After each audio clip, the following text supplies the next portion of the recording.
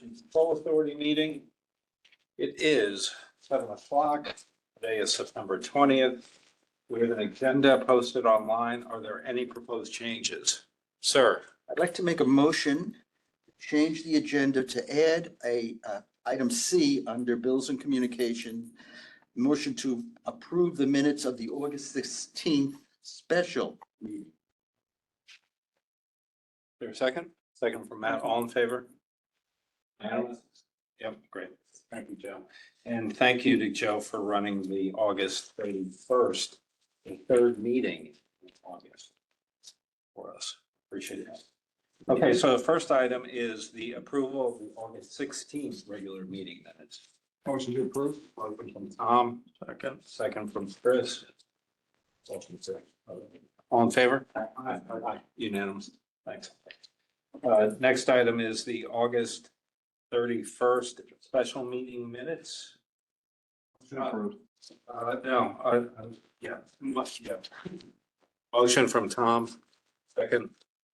All in favor? Aye. And then C is the special meeting. 16th. Chris, second from Joe, all in favor? Aye. Quick order of that, nice. Okay, new business, first item in front of us. To hear, consider an act on Habit for Humanity Development INI fee. Maybe waiver. Mark, yeah, wherever you're most comfortable. The record. Second, do you put that motion on the table? I'll second. Yeah, You second read it and I'll second. from Joe, motion in front of us. For the record, Mark Barnhart, Director of Community Economic Development for the town. For being there. So I'm sure most of you are aware the town has entered into a development agreement with Habitat to construct 4 years. We purchased the property and are donating the land to Habitat to allow for this development to occur.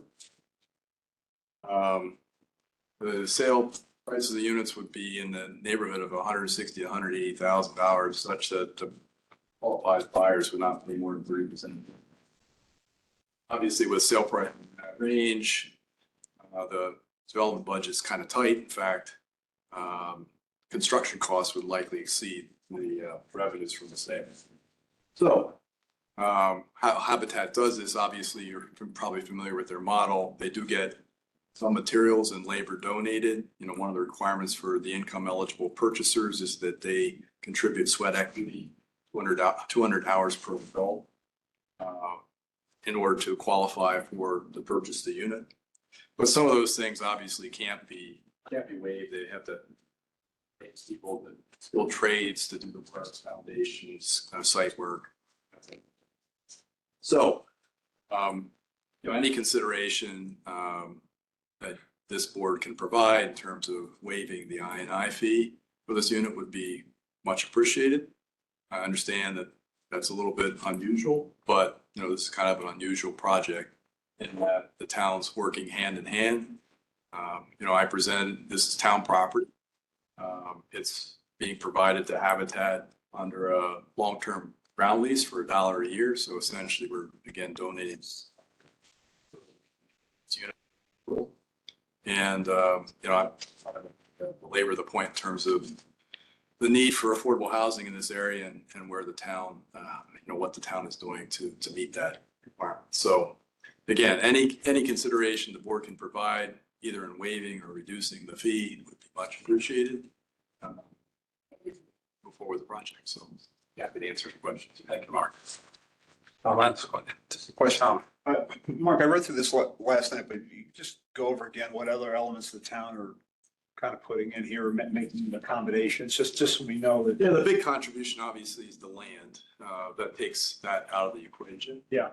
And then, when we've gone through the various land use approval process, we've received application fees and the like. But we would anticipate, we do have in the budget, we're going to pay a sewer connection, made a building permit fee, because some of these things can't be waived. There's a state requirement as well. Just, the 7,700 $100 per in the INI is a big ticket item. So that's why I figured I'd come before you and ask, make requests. Dollar on the accommodation the town has made thus far. I mean, Well, it would be the property itself is, we purchased the property, so that's $230,000 right off the bat. That's Right. probably the biggest contribution. And then in terms of other, the town shepherd this through the approval process before zoning board of appeals, so all those fees were waived, but I would venture it's probably in the $250,000 to $300,000. the town owns the property at this Town point. owns the property, will retain title to the property. Ground lease it, we felt that was important so that we can control future and make sure that it remains affordable perpetuity, essentially. Even though Habitat's not going anywhere, they've long, they've been around for many, many years and done this successfully, not just in Connecticut, but elsewhere throughout the country, but you never know. So, the town will hopefully be here long. Is Habitat the lessee on the agreement? Habitat's the lessee, but then what will happen is when they sell the individual units, these are duplexes, so there'll be a common wall agreement, but we'll assign the lease, or Habitat will assign the lease with our permission to the buyer. And the buyer will pay property taxes and sewer use fees as would anyone else, but it'll be on a reduced valuation based on the sale price. Yeah. Mark, let me just start off with economic development. You do a fabulous job. And this is just another example of that. Broad range of economic. Great work.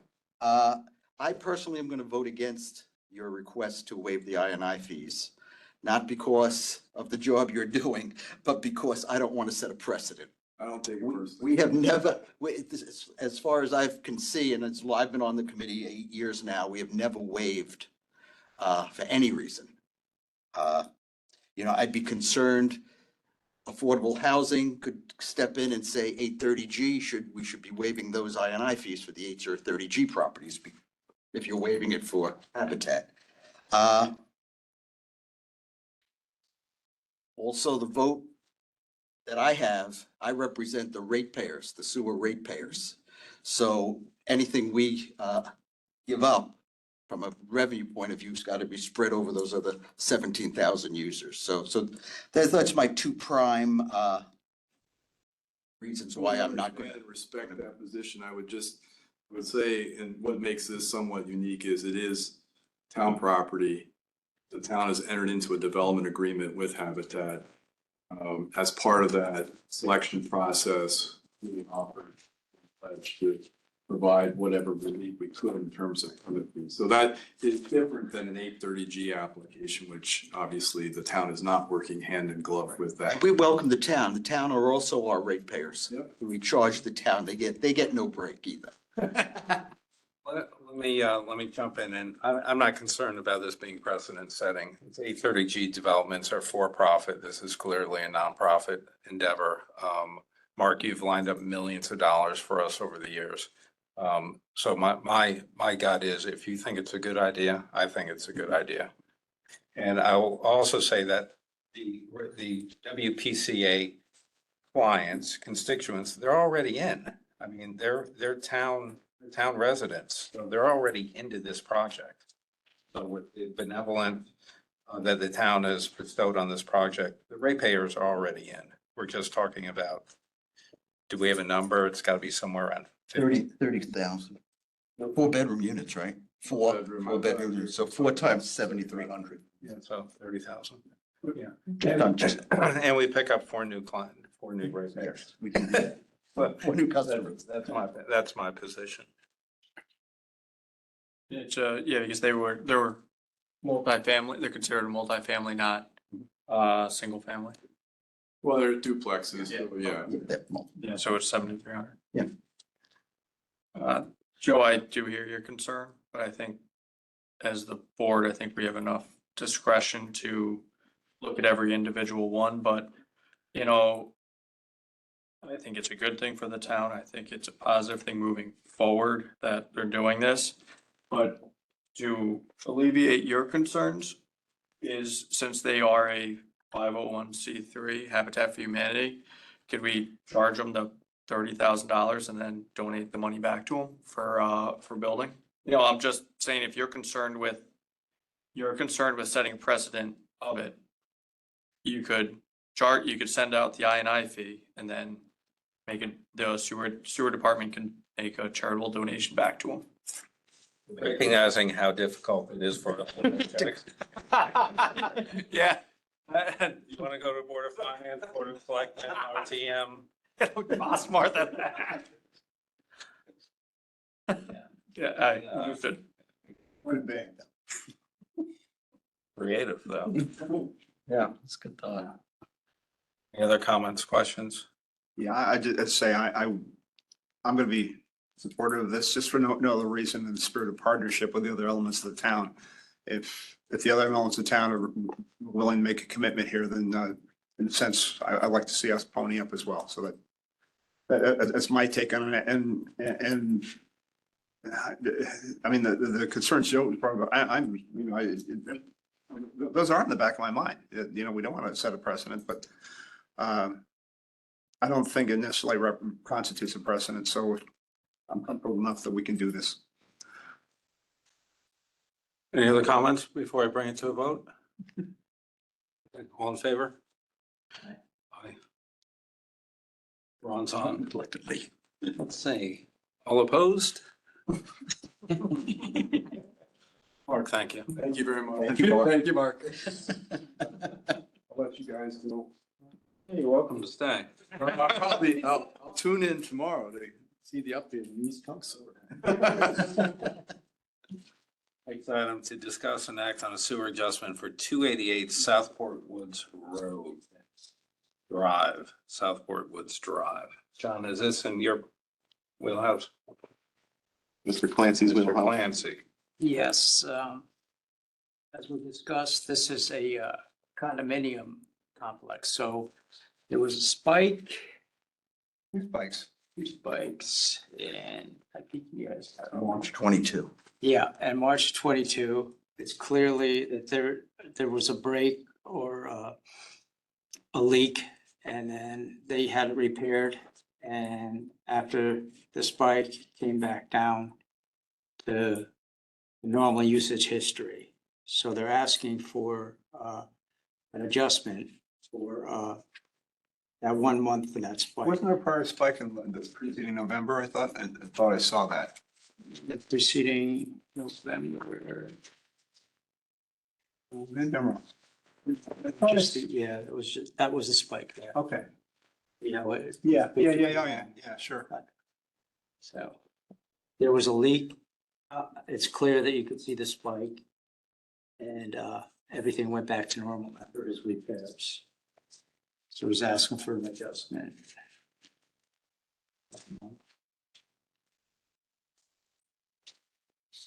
See it, Tom? Yeah.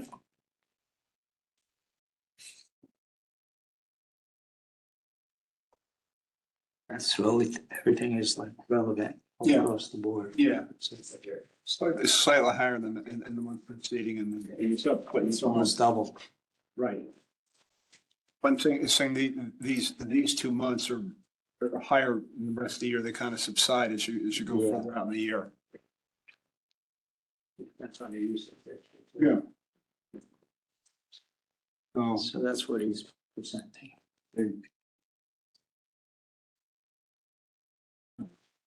Yeah.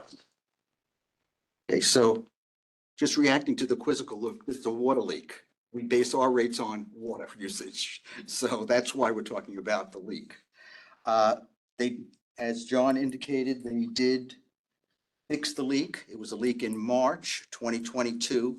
And it looks like the leakage, if I take the average of the previous periods, their average was about 900 CCF.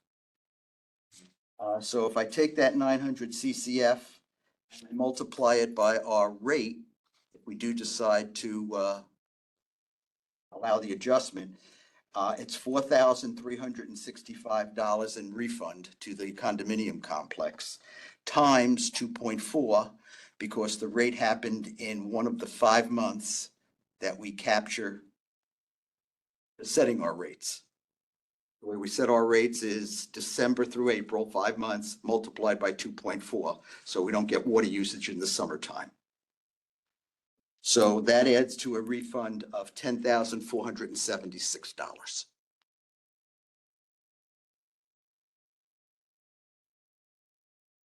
It's a massive leak, 6-inch pipe. Yeah. It was the complex, Southport Woods complex that had the leak. So thanks for doing the legwork on that. Second, from Chris, all in favor? Okay. Was there, I'd like to make a motion. Oh, yeah. I missed it. That was too quick. I'd like to make a motion to refund the 288 Southport Woods Drive, $10,476, reflecting a documented water line leak in March 2022. The applicant, in conjunction with the town tax collector, has the option towards a credit towards this year's sewer bill or a refund. Second. All in favor? Aye. Looks to be unanimous. Thank you again. Next item in front of us is to consider an act on 2318 Mill Hill Plain Road, 10-lot subdivision. I think that is supposed to be 2318 Mill Plain Road, not Yes. Mill Hill Lane. Yeah, that's right. Plain Road. Gentlemen, the floor is yours.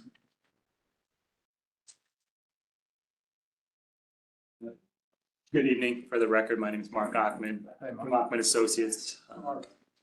Here's a land surveyors P LS number 2.913 for the record. I'm representing Sandala Development for their property at 2318 or the development, proposed development at 2318 Mill Plain Road. Just 3.72 acres in area, located on the southeast corner of Mill Plain Road and Stilson Road. The property currently supports a single-family residence. The property is served by municipal sewer and is tied into the sewer main along Stilson Road, as shown on sewer map number 548. Sewer map 548 also shows that there's 3 additional sewer laterals dedicated to the property. Property is in the Mill River Valley Sewer Extension Branch. The applicant is proposing to re-subdivide the parcel into 10 lots, with one of the lots supporting the existing homestead house. 2 new sewer main extensions are proposed.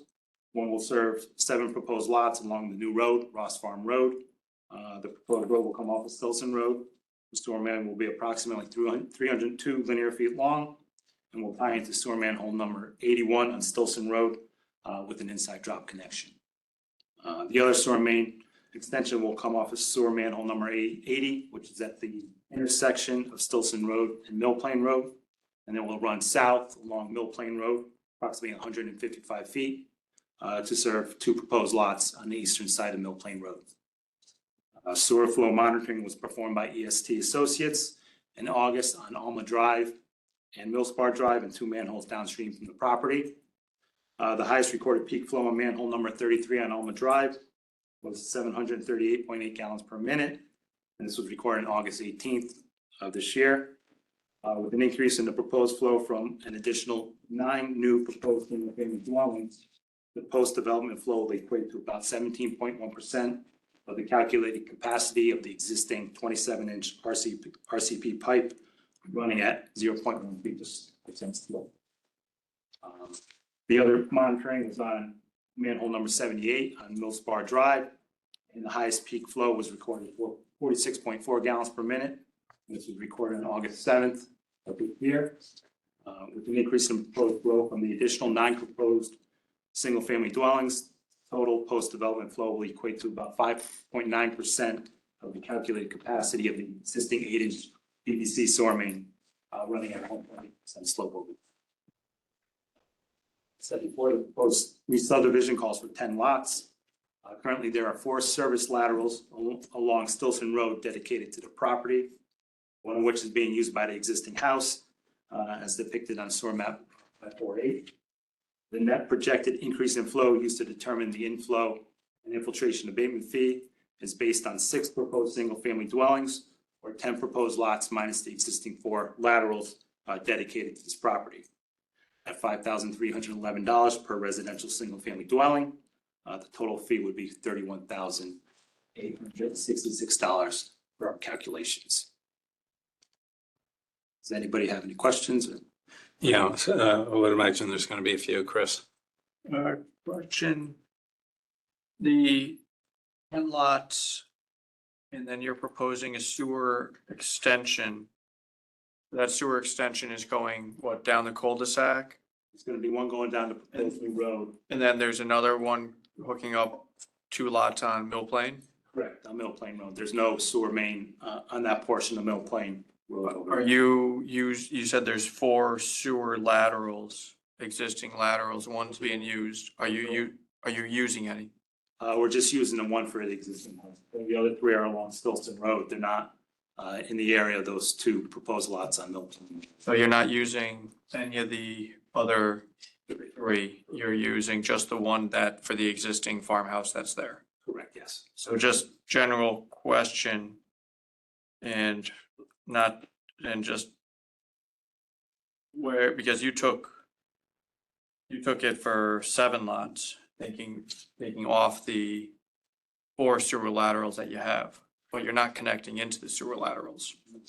So just general question for the board, if it's a new sewer main, where do we define new units connecting in if, because I know we've had this before for sewer. Let Joe answer this question. Just for my clarification. Because they're basing the I and I on 7 lots, correct? On 6. 6, lots. and they're getting 6 credit, lots. and you're taking credit for 1. No, they're taking credit. Credit for 4. Okay, there's really 2 pieces of it, though, the way it sounded anyway. You've got a 10-lot subdivision. Correct. You're gonna build, you're gonna eventually make 10 connections. Eventually gonna make 9 new connections to the sewer system. 1, you already got an existing one, you're gonna replace that house, put a house there, so let's take that off the discussion. That one you get for free. So it sounds like, at least initially, you're gonna come in and ask for 6 connections immediately or over a period of reasonable time and leaving the other 3 potential building lots available to be built in the future after you collect your money off the first set or whatever. Okay, so the answer to your question is they would be charged for the 6 tonight, issuing the permit to attach 6 new buildings. When they would have to come back to us for the other 3. When they do that, then they'd have to pay the 5311 times 3. Is that, are we all under the same understanding here? I don't know if we're, I'm answering your question. I think there's a little confusion We were told on this. that we could get credit for those 3 laterals that were. That's incorrect. The house connected to them, yes. If they were in use, yes. No, and that kind of loophole that existed about laterals was taken out before about getting credit for laterals, so that's, to me, it's pretty clear. To me, it's That pretty. incremental 9, when the permits are pulled, based on what the I&I fee is at the time the permits are pulled.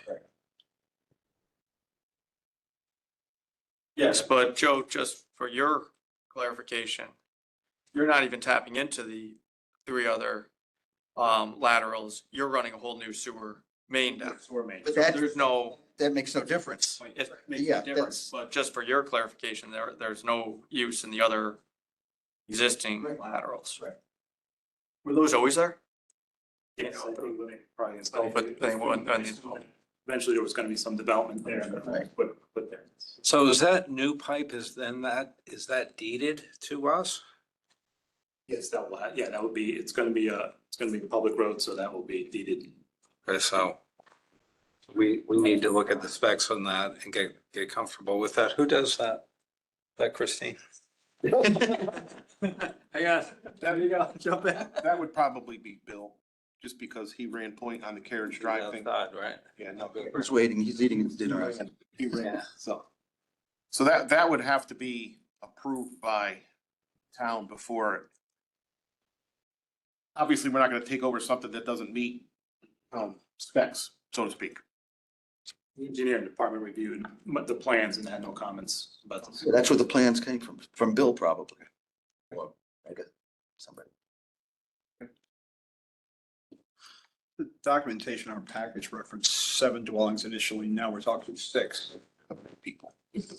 The seventh is an existing house that they're gonna rip down and they don't get charged for that because you offset that use. Right, but it appears to be in the calculation 7 times I'm just reading the documentation here. Yeah, I misread the old plans and yesterday I picked up another vacant lateral that was never used, so that's why.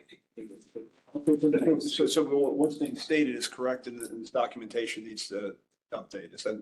Correct, but now that's basically thrown out the window, considering we're not getting credit for those 3 additional Right. laterals. So Okay. now we're gonna be charged on the 9. Just make sure we're clear. Yeah. All right, fine. Charged on the 9.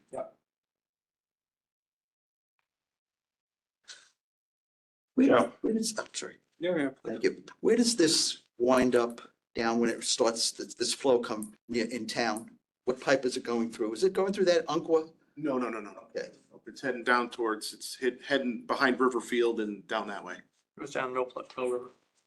Mill River, so it's gonna come back through Thorpe and Ruane? No, it's gonna go to It's gonna the keep- keep station. And Oh, the pump, okay, got it. Thank you. Yeah, it's nice we have a 27-inch pipe there. Okay. No, I was wondering about 15 Umpqua again. No. I always worry about that. Oh, Nancy's on. Hi, Nancy. Any other comments, questions? Hi, sorry. Hello, everybody. Greetings, Nancy. In Ireland. Yes, thank you. I'm sorry I was late. There was an event for work and it's 12:30 and I'm so happy to be with all of you. Yeah. Propose a motion? Not. I'd like to make a motion to allow the connection for 6 units at 2318 Mill Plain Road to the Fairfield Sewer System. This approval is subject to the payment of 31,866. 311 times 6. What was your number? We're gonna revise that. Connections, the other 3, we're not getting credit. So they're asking for approval for 9 tonight. Okay. This approval is subject to payment of 49,799. That was quick. I'm good. Let's get my calculator out. Okay, get the calculator, make sure that number's correct, which represents the INI fee of 5,311 per residence for 9 units. The fee for 1 new unit will be offset by the existing structure for the 10th, but I'm going to strike that. I don't need that anymore. This fee will be paid as the permits to connect are pulled. This approval is good for one of those last 3 or 4 houses going to be, those last 3 going to be built. Do you have any idea? A year? 2 years. This fee will be paid at the permit to correct and pulled. This approval is good for 2 years. If the units have not been connected, the applicant must request reapproval and will be subject to the INI fees in effect at that time. Excuse me, Joe. 1 point. I did it 3 times because I'm. 7, Okay. 799. 799. It's at 49. Oh, I'm sorry. No. I have it written as 799. Oh, you have to come back? Oh. Getting old. I doubted John. I was like, no, you're wrong. Okay, I got it. Parochial school. Did I cover everything? Yes. Yeah, thank you. I was just making sure that 2 years was gonna be acceptable. Well, that's why I asked. I just wanted to clarify, that's what. I'm sorry, I was doing the math. Did that include deeding the pipe to the town? No, it did not. We'll modify the motion. Yeah, let's modify them.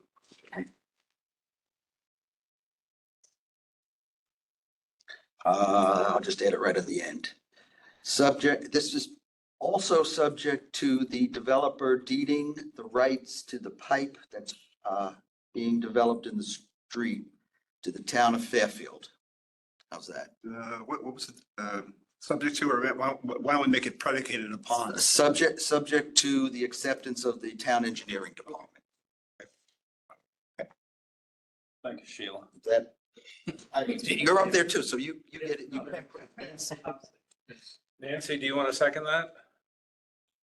I will second that. All right, well, all in favor? Aye. Good. Thank you. All set. Thank you. I'll clean that up. It'll be the same. Okay, final item under new business is D, and that is to hear, consider, and act on funding for phase 2 pump station design. That includes Mill River, Toll House, Eastfield, and Willow Street.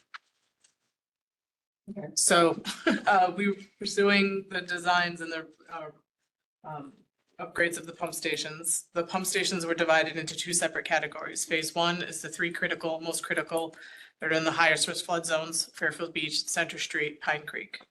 And then the less critical ones are Mill River, Toll House, Willow Street, and Eastfield. They're not in the, 2 of them are in flood zones, but not the high risk like Fairfield and Center and South Pine Creek. So we will be, which is another item later on, we'll be requesting more funds for the first phase 1, the first 3 critical ones.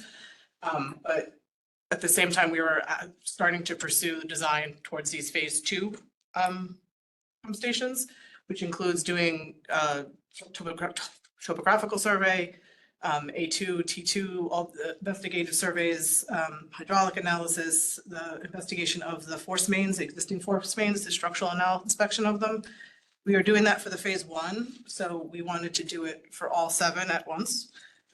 These 4 pump stations were never brought to you guys to pursue this work at this time. We had only gotten approval for the first 3. So we haven't hired them yet, but we did the quality-based selection in order to get proper funding through Connecticut Deep and to be qualified for funding for the Clean Water Fund with Deep and the EPA. We had to do quality-based selections. We've shortlisted a consultant, Time Bond. We're in negotiations and discussions with them, developing the scope with them. Phase 1 will be presented to, or be sent to Connecticut Deep for review and approval for eligibility for funding.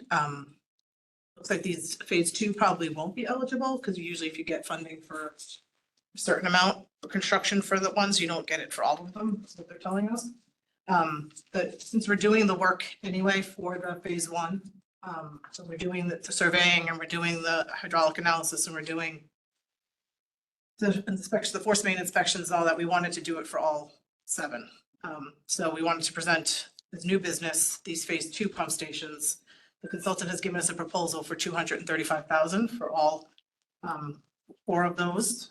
That's a not to exceed amount. I have not negotiated with them yet. We've just gotten this week, but we wanted to put this before the board to see if we would get approval to proceed with starting this work, which is basically upgrading the Wright Pierce report from 2016-17 when that was done.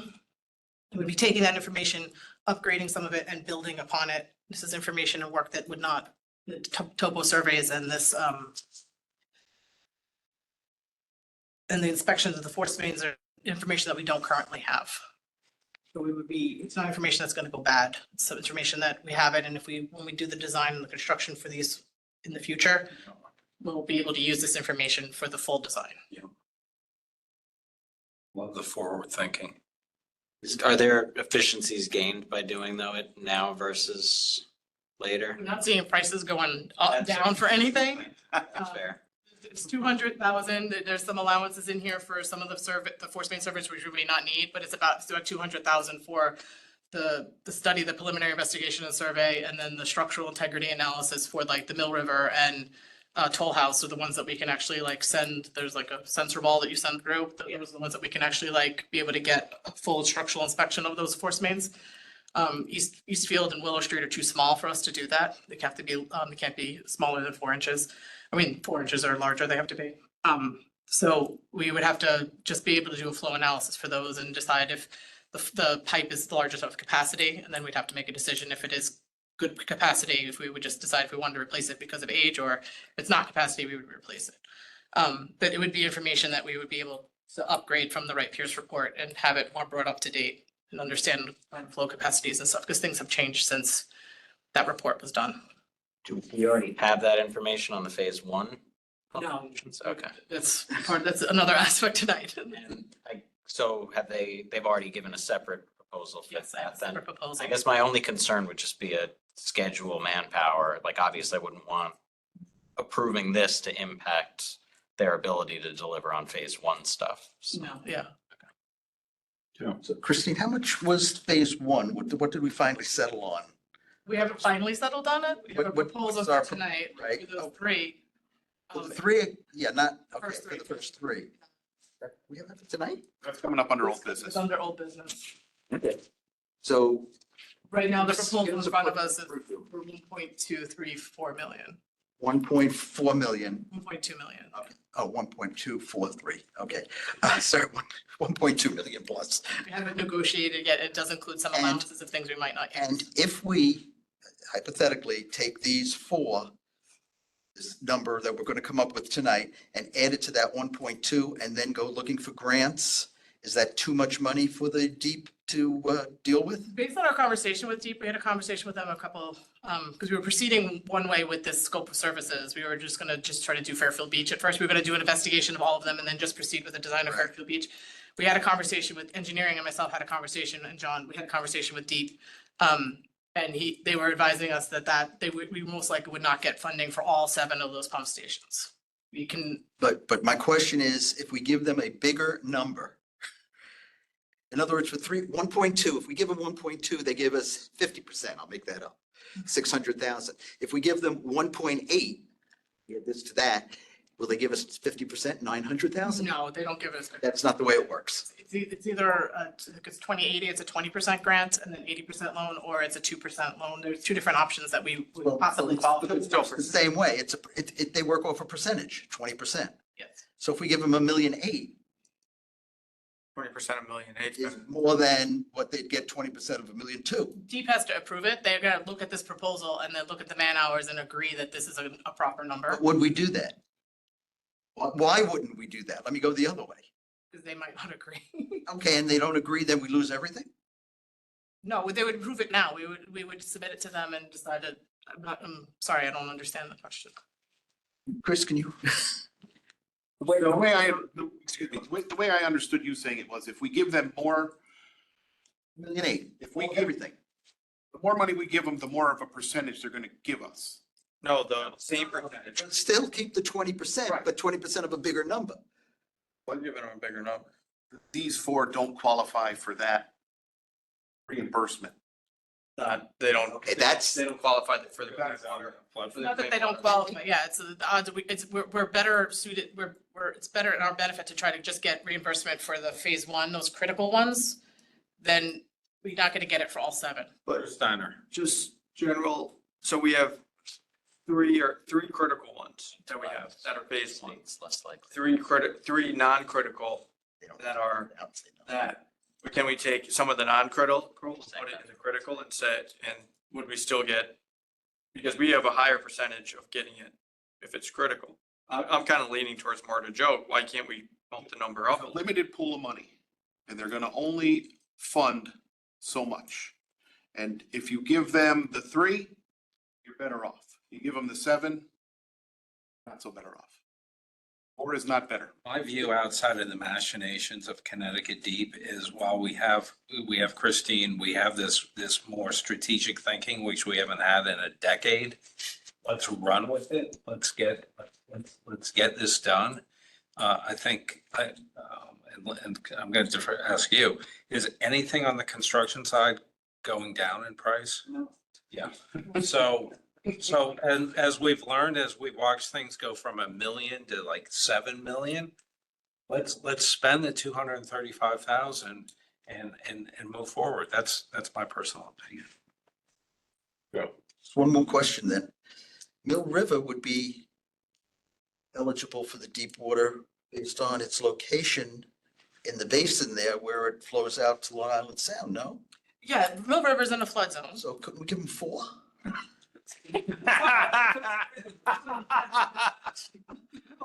I'm not hearing. Joe's idea. We could, we'd have to submit. We're making the picking 3 and picking 4. It sounds like we're not Is that much? pushing it, work for you? Mill River's not in as high a flood zone as. but the it's in a other flood zones. zone. And it could be just more like waterproofing, like, not waterproofing, floodproofing, as opposed to some of the other ones need like the whole, like Fairfield Beach needs some Yeah. structure replaced. Correct. It's just absolute flood mitigation as opposed to But just putting either some way, roofing doors on. So, but either way, we have to get this money approved to do the study.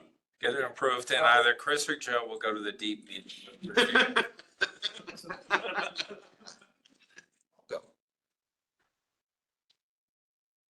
All right, come on. I'll approve. I'm happy to keep this moving and approve it.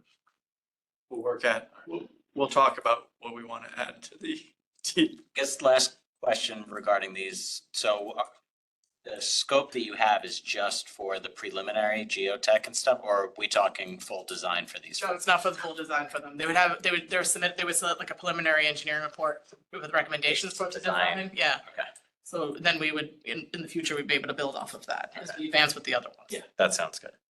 And you don't see any major changes in the flow or the usage of the lines from here for the next 2-3 years for like these pump stations that we're adding in?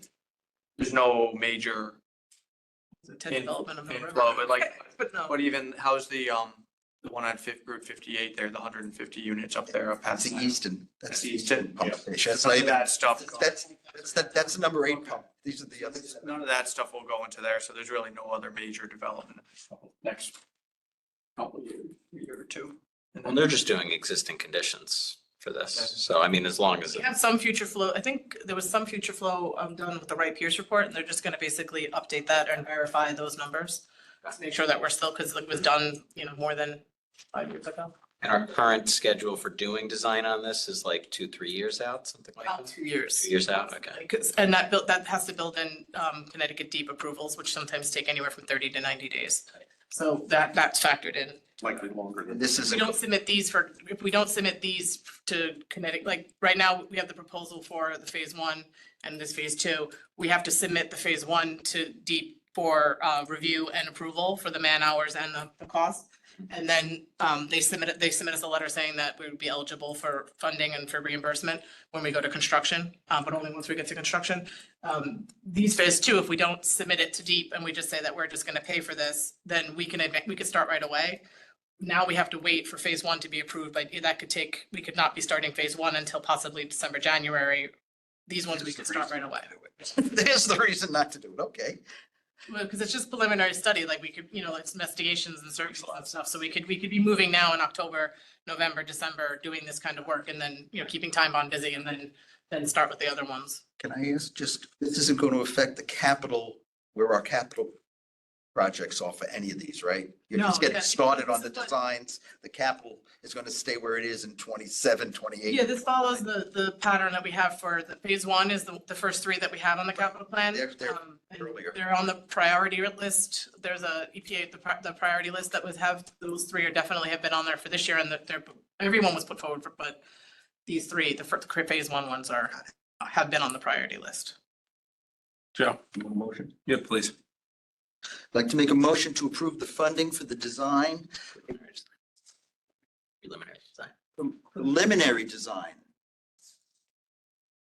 for the Mill River, Toll House, Eastfield, and Willow Street pump stations in an amount not to exceed $235,000 net of grants, if any. How's that? Second. Second from Matt, all in favor? Nancy, on board with that? Yep. Aye. She had her hand up. Great. They're coming in through the ceiling. I love it. Okay, let's move on to old business to hear the presentation of Woodward and Kern asset evaluation and recommendations. Can you give us an update on that? Yeah, so Mike called me before the meeting and he was unable to attend. But with respect to the asset evaluation, that report is currently in quality review by Woodard and Curran. They had caught a couple items during the review that required further investigation. And so their current schedule is to send a draft report by the end of the week right now. So. It's related to that. The next item is on the odor equipment. An update on that? Yep. So Mike and I talked about that. He had provided a 2-week study proposal. I can't remember if that was at the last meeting or if it was after, but it was a combination of doing an odor panel and putting these, what are they called? ACU something or other. They're odor monitoring devices at the fence line. 2 of them, a 2-week period.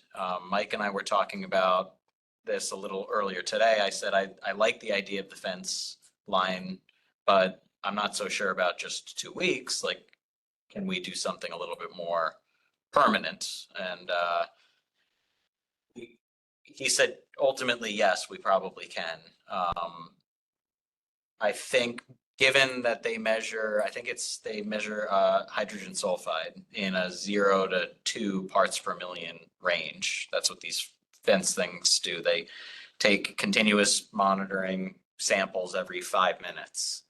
And so I think we should probably, he's revising an odor proposal to do a 2-week demo of those things, make sure that we actually get useful data. And then if we do, then we could potentially buy them as a more permanent option. So, go ahead. Question on that, for the odor devices, I like how they're going up on the fence line, and this is surrounding our facility. Would it be worth it to put it some around the fence line of the mulch in the transfer station? Because I have a concern is that a lot of the odor is coming from there. So if we're trying to get a baseline, I think there's other smells coming, not from us too, it's from the whole area. So I just hate for us to get blamed for everything when I think there's other things going on with the mulching facility and the transfer station, just so at least we know if it's measuring parts per million, we can almost say, well, there's more of carbon monoxide or whatever coming from there. It's supposed to only measure hydrogen sulfide. So it's would be specific, and that's sort of the purpose of Okay. doing a demo versus Yeah. just whole hot buying them now. Like, I mean, Mike was telling me earlier that you would be able to smell hydrogen sulfide down at like close to a 1 part per billion level, I think. And so if the plant is somewhere in like 1/4 of a part per million range in normal operations, and then it spiked to above 1 or up to 2 or something, then that would probably be indicative of there's an operational issue that we should be looking into. If we put these things up and it's always, if it's a constant reading of 2 parts per million or something, then we need to go back to the drawing board and figure out what other devices we should be using. Or, I mean, obviously that's not going to work for us if they cap out at 2 parts per Yeah, million. agreed. So, Because I just have a concern is that I think there's a lot of smells coming down there from a lot of different things. I think we're getting blamed for 100% of it. so I mean, So I'm just trying to say, well, if we're getting a baseline, that we don't even know where this half the time the smell is coming from. So it's like, I think we're trying to get a baseline of our facility. But it's like, okay, well, that's great, but is that from our facility, that baseline? I think a lot of it is from the mulching facility next door. So, and it's just rotting mulch. That's a lot Mike's of what plan, it smells like. he was thinking they would put one on the northeast corner and one on the northwest corner. Reason being that the bulk of the complaints come north. I mean, obviously south, you're getting towards the sound. Yeah. Even if odors migrate that way, chances are we don't care, or at Does least it- care a lot less. Is So it worth strongly suggesting to the town to have to put something up next to their facilities so they could monitor smells? Because I'm just concerned is that we're always gonna be blamed for the smell, no matter where it's coming from. So we could put all these up and it's gonna spike, but we don't even know if it's from us. So we're gonna be looking around to trying to say, well, where's the smell coming from? And it might not be coming from us. So I think ultimately the goal for this would be if this 2-week trial period works and we end up just installing these things, when we get odor complaints and we don't detect changes, then we can comfortably say it's not us. But we may, Yeah, we will. but we may. The point is, we will detect changes, but it may not be coming from us. Maybe just chasing ourselves like crazy. But I don't think hydrogen sulfide's gonna come from anywhere else. It won't come from the mold, it won't come from Green Earth or whatever it is. And again, this is just a data capture exercise. We're not doing any, I know, I'm serious. The transfer station stunk today. It That's stunk. what, but we're gonna get, but that's what I'm concerned with. I understand, but if hydrogen sulfide's not gonna come from the transfer station. Okay. There has to be some other thing to monitor that particular. Okay, so this I is don't know how really that- specific. Can that be done? I don't know with those odor panels. I thought that was overkill for our current situation, especially given that it sounds like our odor complaints are I don't down. know if anything's overkill right now. How's that? Well, because plant's back to normal operation and But I think it would be good to get a baseline somewhere of our that's, facility. so if we did, the odor panel's just a snapshot. They come with bags, inert bags, and they literally just vacuum up odor. And then they have like a survey group, like a panel of individuals, and they do odor testing. That's literally how they do this. And I think that's completely unnecessary. They did air testing back November, December, HRP did it. and they had people at the plant wearing monitors to Right. pick up that hydrogen sulfide smell. I mean, there are other options. We can also get handheld devices and all that. The thing is, all that stuff just is data capture. There's no operational benefits or improvements from any of that And we're stuff. we're keeping the data, so then at least next time if there's a spike, we can just wear the monitors again and say, yeah, we have an issue here, not chasing or at chasing. Separate from the odor evaluation, I mean, there are gonna be potentially either operational or asset recommendations from Woodard and Curran's findings for improvements to the actual assets, potentially for odor mitigation or process changes or any of that kind of stuff. This odor evaluation is purely just putting up a device that will at least give us some form of odor data that's subjective as opposed to, I think I smell something, Yeah. I'm gonna call and Send an email to. I just get concerned is that we're just gonna keep going round and round on the odor issue now that it's now that it's an issue. And I just wanna have us covered that so we have concrete items to say, this is a sewer facility. There is gonna be odor associated with a sewer facility, period. This is a standard, this is a baseline of what we have and what we've always had. It seems like the odor's gotten back to normal. I haven't heard much. So it's like, here's our baseline. We're not gonna be able to have no odor. I think that would be unreasonable for sewer facility. But I'm just trying to get the baseline, so then at least when we get, if we do get complaints again saying, well, here's what we have to get back to, not. Understand. But do we know if other towns create a baseline or have any sort of? I'm not aware of anybody actually doing, I mean, this is purely a reactive to a political issue. That's the only reason why we're installing these things. I mean, honestly, I'm kind of against it. And I told John that earlier this week, that I would rather address actual operational or asset issues than spend money just to collect data. But Why did the handheld device option, so that if they're. that's actually more expensive. And it's also purely reactive too. Someone would have to call and make a complaint, and then someone who was trained on the handheld device would then go out and do field investigation, taking spot samples with the odor device. I mean, that can be done at any point in time versus having a 2-week. The only reason why we're doing the 2-week thing is just to make sure that my main concern with the fence line things, my preference is the fence line items.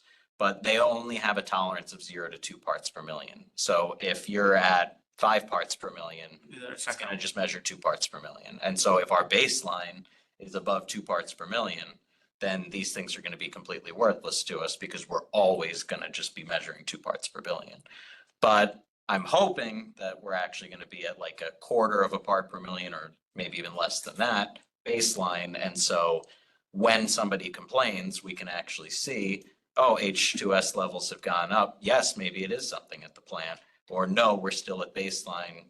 It's probably not up. So I misunderstood. So those monitors stay there, And they collect a sample every 5 minutes. but those aren't the bags.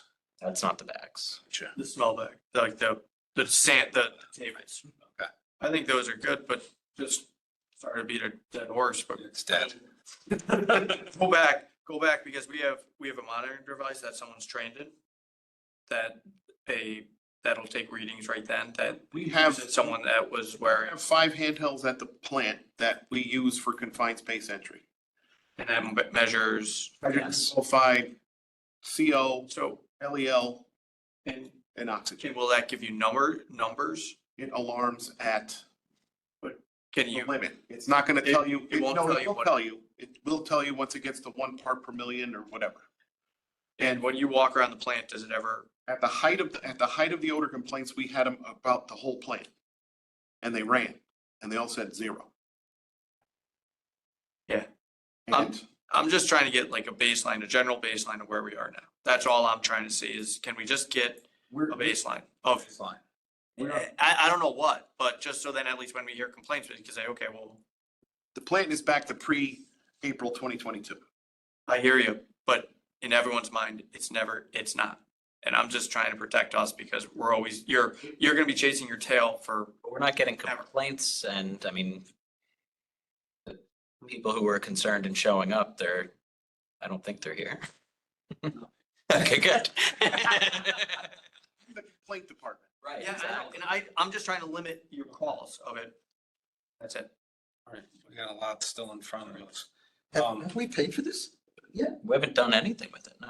Are they looking for a payment? We should approve something for payment. He's revising, we just talked earlier today to kind of, I said I didn't really like the previous proposed, Okay.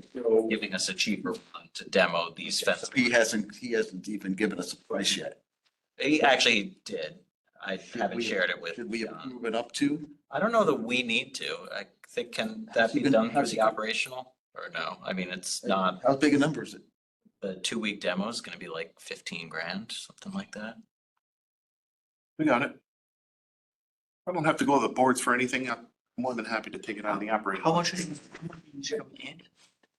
The 2 are about, I think there were about 6,000 each. So 12 grand to actually buy them, the 2-week demo with their help and all that kind of stuff. I think his number was about 15. I have to double check. So we own them for 15. Yeah, roughly. I mean, Okay. if we go in that direction. We'll try before we buy. Okay. The critically important, the operational evaluation study. Where are we with that so that we can make some other decisions? John and I received a draft earlier this week. John had provided comments, was that earlier today? Yes. Sent an email this morning. And so I think Mike is probably making revisions based on John's comments, and then we'll, I guess, resend it to us and we can disseminate to a larger audience, I guess. I had requested that Mike just send it to the 2 of us first so that John can review and. Gotcha. And who on the town side is receiving that? Nobody on the town side has received it yet. Just. Only 2. And is there an agreement when we move past draft stage as to how that, if it is disseminated, how that is to take place? I don't want this to become an election issue that's contained within this report. There was a 3-person committee. So my assumption is the final draft goes to that Matt, Marsilio, and Bremer. Sounds reasonable. I don't think it should be a public document. I mean, obviously, I guess it's foil. So that's it's a public Okay, fine. It's you, the town paid, we paid for it. It's a public. Everybody can see it. Well, I would just wanted to, So, then that there's. yeah, I'm not sure. I mean, You're in there. if something, if another department does some personnel review of, you know, of people in their department, that's subject to FOIA? I mean, it seems. With school systems and stuff, they have to keep police security. That's not foiable. Right. Yeah, but that's, And if check with the they attorney. do that for a specific reason. We don't discuss that for, otherwise the security itself is compromised. We don't want anybody to look and see where the cameras are, you know. That's a little bit different thing. Yeah, I guess, I mean, this will be passing judgment on staffing levels and so forth, and to me, that doesn't feel like should be a public document. Maybe that's a conversation you have with your co-committee members. Yeah, I'll talk to them about it and see what their thoughts. Chris, please. Can we check with, our attorney, Jim Baldwin on that? I think we might want to just check and just say, listen, we're putting this together. Is this going to be a public document or not? Should this be? Well, I know a lot of people want to read it, I know. as do I. Correct. And then I think, and I'm happy to defer to Matt and your two colleagues on the commission in consultation with Jim Baldwin in terms of what's public and what's not, and you know, I don't need to be a party to that decision, but I don't, if there's sensitive personnel information in that, I don't think that I'm beating a dead horse. Shut up. Okay. Any other comments on that? You have some internal operational personnel decisions that you want to make. Yep. That it was made clear to us a few months ago that those rest with the commission, so I want to fast track that so we can give you the support that you need. I appreciate that. The sense from the Human Resources Department is they are conducting a job evaluation throughout the whole town. And they're not going to approve any kind of an advancement or hiring until that's done. So that's separate and distinct from this report. Yes. Gotcha. Because, and they did mention the report and they go, well, we especially wouldn't do it seeing that you're paying for a report to see your staffing levels, their abilities and where you go from here. Okay. So they want to see. May I ask a question about this? Yeah. Isn't that contradictory to the mandate or opinion that was given by the town attorney? If you're feeling that you need more resources, isn't it in our purview as a commission to be able to fast track that?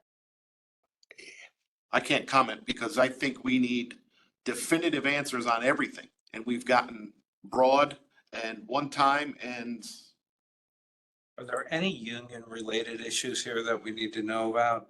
Collective bargaining? yes, because job descriptions and job openings have to be posted for all union people in that unit to vie for. Yeah. So there are issues when it comes to that. But we can still do it. I mean, I don't want to talk about the report because then I'm giving away information and I don't want to do that, but I asked for two people. I was asking for two people this upcoming budget. And then I kind of got the feeling that it was probably too much, so I cut it to one. And that was ousted before we even got to the budget process. No, you know. That was in the last budget review process. Correct. That won't happen in this budget review process. I hope not. I'm sorry if I'm being dense, but I don't understand if that answers the question I'm asking though, in terms of why the hiring decisions are being taken out of the hands of the commission and with your support and guidance and information. Maybe I'm just not understanding what you're saying, but I don't know. Has anybody heard a definitive, the commission can do this, this, and this? I haven't heard it unless you guys had a meeting and it was told to you then, but after the meeting that Baldwin was here, I walked out with my, I don't know. I thought after the meeting, just generally, I'm not an attorney, but I thought that for the Connecticut statutes is that we're a quasi independent organization from the town, and then we run our own budgets, our own plant, and our own everything. So, and by having a Nancy as a select woman on there, she would be the liaison between us and the town. That's how we're covered. And I think when in Jim's interpretation of it, and I know other sewer facilities are set up similarly, is that they are quasi-independent and they run their own items. And then they have a liaison between us and the town, which would be you, Nancy, or anyone that asks. But I think we have the ability to approve these. He did say that, but he also said, but by the same token, the town already has an HR department, so you don't need to hire your own. And we have a purchasing department, you don't need to hire your own, so you have to abide by the purchasing rules, you have to abide by the HR rules. But, so you can run it, but you can't run it because. But but I would think that we would have the ability to approve or disapprove a new hire for you. Is that correct? That has to be, What Jim said, our relationship is analogous to the Board of Ed and the Superintendent of Schools. So I don't know that the members of the Board of Ed get in that level of detail, certainly not hiring or interviewing anybody. So I think that would rest with John as a superintendent. I mean, again, that's the analogy that It would, yeah, I'm not disagreeing. It would rest with John, but he comes to us and say, guys, I need a new hire. Well, it seems to me that if we have this organizational study that's now done, we get that and says, okay, this is what we think is a blueprint for what the staffing should be and hopefully some compensation ranges and so forth.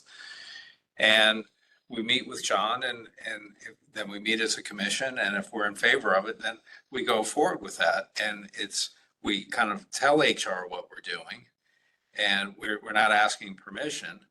And that's to me would be the way forward. And that's in like the November, December timeframe. Subject to if there's union issues that we don't know about. If they won't let anybody post, anybody who's in the union can post to a job that we're posting, they have a freeze on that from their side. That creates a problem. can't speak for everybody, but if you want to advance people in your own unit, like we did, the union's not gonna argue about their members getting more money moving up, which I tried to do just recently. And I believe we can do that, by the way. I've been on record on I that. spoke with Frank Magnieri and Jared, and they were, well, your budget supports that movement. But once it got to the HR department, they said, no, wait a minute now. You can't go just doing this. You have to post the jobs. You have to leave them out there for a week. Then you have to put somebody in probation and this, that thing. And then they went into, you're doing an operational audit. We're doing our own review. We're certainly not going to agree to anything like this until all that's done. When's their review going to be done? Maybe December. Because the HR department's doing the whole thing. So they're looking at all the job descriptions and trying to streamline it, so to speak. All job descriptions inclusive of? DPW, WPCF, Conservation, Parks Department, everybody. Gotcha. So if we work along that same timeline of having what our proposed organizational structure is, does that work for you? It works for me, will it work for them? Them being HR? HR, whomever. Yeah. Whomever in the town is, saying you guys run the WPCF, but you gotta listen to these three or whatever. Yeah. There's no definitive answer as to what you can do and what you can't do, All right. So maybe, in my eyes. so it sounds like you need some support from the commission to get that done. Mhm. All right. So that's a November, December kind of 2-week gig or 2-month gig if anyone's interested in signing up for that. Facing with HR. One. Nancy, you're good with politics? You're funny. So What are the marching orders? Listen, it's also not just about what happens in the next 6 weeks. It's the next iteration of not just this commission, but how this commission works with the Board of Selectmen, because it won't be me. There isn't a clear marching order. So, with this, what can I do in the next 6 weeks that's helpful to set the stage for what comes next? And that's sort of what I'm interested in, because it is really confusing. We haven't, on the one hand, if we're just to kind of take what Attorney Baldwin said, then we should be marching forward, and that was the answer. But it sounds like we do need that clarity. So how can I be helpful to get you, John, what you need, and this commission what it needs? Because I'll do and say anything at this point. That is helpful. It's really taking the organizational study that's been done and sitting down with John and HR and saying, this is what the organization structure is going to look like at the WPCF. And then roll that out in early part of next year. And I'm not sure, I would love to do that. This whole idea of the mother may I with the town, I've had enough of it. It's volunteering. heard I would, that. I'm done in November. No, and I understand that, but again, if we're to take Attorney Baldwin at his word, Me on as a consultant, I'll do it. yeah. Run the other way, Mark. Come on. The Yeah, town no. will miss you, though. That is for sure. John, I'll help you out. Thank you, Chris. Okay, so is it that we invite HR to the next commission meeting? Is it that it's a separate meeting? I think it's done, Nancy. I think it's done kind of quietly with Chris has volunteered and John and Matt will be a key part of getting that organizational review. Yeah, we've got the I'd operational also report be, to get finalized, and then there's also the organizational report that we still haven't seen yet. And so that's hopefully another week or two out. Hopefully. all right, well, Get that. I mean, that should be the driving document, I think. A lot of okay. And decisions. then we'll sit down with HR after we get the organizational document. and try to Yeah, and Get moving forward within I the would just say, Baldwin was saying. as the Board of Selectmen representative, please do include me, invite me when it works, or try to coordinate accordingly, because I do think it would be good to have representation in there from the Board of Selectmen, so that whoever again comes and sits in this role I can pass that information on. And I think Jim Baldwin needs to be there as well. Absolutely, absolutely. Yeah. All right. Great discussion. Thank you. And frankly, Tom Bremer or a representative from the First Selectwoman's office. No, Okay. You don't think so?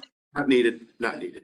Okay, okay, Might be overkill is what John's saying. okay, fair. Okay. So, It'll be agile. want to be actual, I like that. Right. All right, we got a good one coming up. There we go. Here and discuss the fire safety implementation of the administration. Okay, real quick. There's $50,000 in the capital part of the budget this year to improve the fire alarm that's 23 years old. Joe had recommended I contact the fire marshal's office in the town of Fairfield. Inspector Higgins met with me on August 14th. We looked at what we have. I explained to him what I thought we should do. He questioned as to whether or not the smoke detectors were obsolete. I reached out to Siemens and they are indeed obsolete. The new panels that we have will not interface with a sporadic installation of new sensors. You got to go for them all. So he gave the blessing, said, go ahead. So the first phase of the upgrade is $15,000. They've gotten the go ahead. They're ordering the parts. The admin building will be done. Before that's done, somebody from Siemens will come and look at the rest of it, prioritize, get a price and move along. Excellent. I want to make a comment. Thank you. Safety is one of my top priorities at the plant, so therefore, thank you. No, thank you for recommending him. Inspector Higgins was phenomenal. Good guy. A great example of departments working together. Love it. Okay, to hear, consider and act on additional funding for phase one pump design. Build upon what we were talking about. So phase one has previously been approved. We had 300,000 for the design at Fairfield Beach, 300,000 for Center Street, and 300,000 for Pine Creek was approved. So up to $900,000 was approved for the design for those 3 pump stations. Currently have a proposal for 1,234,000 from Ty and Bond. Some of that includes about 200,000 of that is some allowances for some like permitting and that, might not be the full value. We have not negotiated this. We just received this earlier this week. So this number is a not to exceed number. Trying to get them down closer to the budget of 900,000, but we wanted to ask for permission to proceed with starting our negotiation, but I don't know what the final number will be. Are we getting, are we getting, Full design. this is the full design, and is there gonna be any reimbursement from DEEP on these? Well, this will be submitted when we get the final, we negotiated dollar value, the proposal, this contract, everything gets submitted to DEEP for their review and their approval on that dollar value and the scope of effort. And then they submit us the letter, so this will be vetted by them as well. They reimburse design and construction or just construction? You don't get any, that's 2080, it's something like when you go towards, when you get the low bid, when you get your bids, then you submit for reimbursement. It's like it's either a 2% loan or it's the 20% grant, 80% loan. It's not the full amount, but they don't pay until you actually show you're going into construction and you actually have your bids. And then it gets submitted at that time. But you go through the process with them where they're aware of what we're doing the whole time. So it's 2080 of full project cost then, so it would include the design. Understanding, yeah. And design services, and the construction. Yep. Okay. Okay, well, we are to act on this. And just for the record, the 900,000 is coming out of fund balance, not capitalized. That money was already approved. That money's been approved, yes. That's just for the group. I just wanted to catch everybody up on the money situation. So do we have to up that, increase that? That was the point, I guess, right? That was just setting you up, Joe, for a motion. Oh, if I wrote that one up. I'd like to make a motion, Mr. Chair. Yes. Vice Chair. I'd like to make a motion to approve the additional funding for the designs for Fairfield Beach Road, Center Street, and Pine Creek pump stations in an amount not to exceed $1.241 million. Net grants, if any. Okay, a second from Matt, all in favor? Aye. Looks to be Aye. unanimous. And we have Mr. Dennis Diver patiently, 8:20, staying with us to update us on the I&I study. Dennis, are you awake? I'm here. That wasn't the question. Here. I'm unfortunately not involved in all this exciting stuff anymore. How are you feeling? I'm okay. I have COVID. Did John tell you? Yep. Yeah. All right. So I guess I'll get started. We submitted the Phase 5 I&I report a few weeks ago. Maybe it was a week or two ago to John. I believe he forwarded it to all you folks. But John asked me to come in and give a presentation on what we found, but I thought it would be important. There's several new members on the commission that I do not know. So I'm just going to take a little quick ride back in history to when this all started. I'll be very quick. I will be brief. I suggest that you read the report. I can come in and give another presentation in person next month if you'd like. But all right, let me just get started here. So a system-wide I&I study was done in 2017. That was conducted. The town selected Wright Pierce as part of the QBS process to do an I&I study a pump station evaluation, and a wastewater evaluation of the treatment plant. Incidentally, John, there's a staffing evaluation of that facilities plan that provides a number of staff members that you should have at the plant that follows EPA guidelines. So with that, the I&I study, the focus of tonight's presentation, was 55% planning grant funded by the Clean Water Fund Program, DEEP.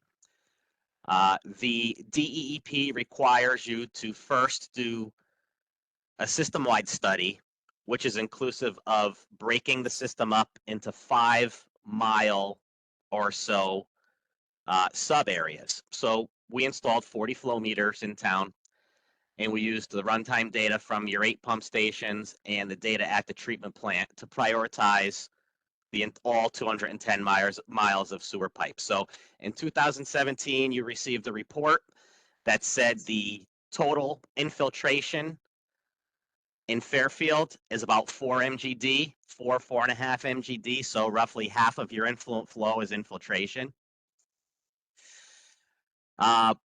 What we did from there was we submitted a scope to Joe Michelangelo at the time to do an SSCS study, which is essentially the work we did just right now as part of phase 5. For reasons I do not recall or were above me in town, that work was not done in 2017. I don't know why. I couldn't say. So here we are now. But since that time, the town completed 4 rehabilitation projects, if you will. There were phase 1, phase 2, phase 3, and phase 4. That work was initiated by defects that the collection system staff were finding and logging over time when they were inspecting manholes, and there was some TV work done in town, whether it was a developer or whether there was a blockage in the pipe, so they had someone come in.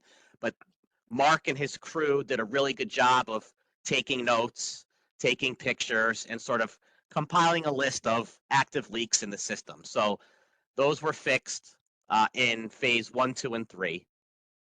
And then in phase 4, we did some additional CCTV work. We inspected the 3 siphons in town, and we did a bunch of other work to set ourselves up to do another rehab project. So in talking with John, this was a very wet summer. July was the wettest July on record, I believe they say. I don't know if that's true for Fairfield, but that's true for my hometown. And I do not believe you had any SSOs there. If you did, they were less than historical. So that's an encouraging thing to know, because there's been SSOs every year for as long as I could remember being in town. So now we move on to phase 5. So phase 5,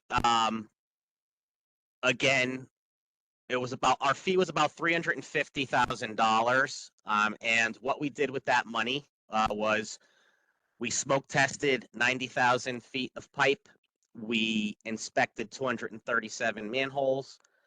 We inspected 238 buildings for sump pump connections. We did 140,000 linear feet of nighttime flow isolations where we opened manholes between midnight and 5 a.m. and sort of chased back the clear water to specific areas. And then those areas were then televised to identify where those leaks were coming from. So, and then we did 50,000 linear feet of television inspection. Now, to understand the cost of that $350,000, $200,000 of that went to the CCTV subcontractor. So we collected all this information. Wright Pierce has NASCO certified engineers. We have all the NASCO programs that crunch all the numbers.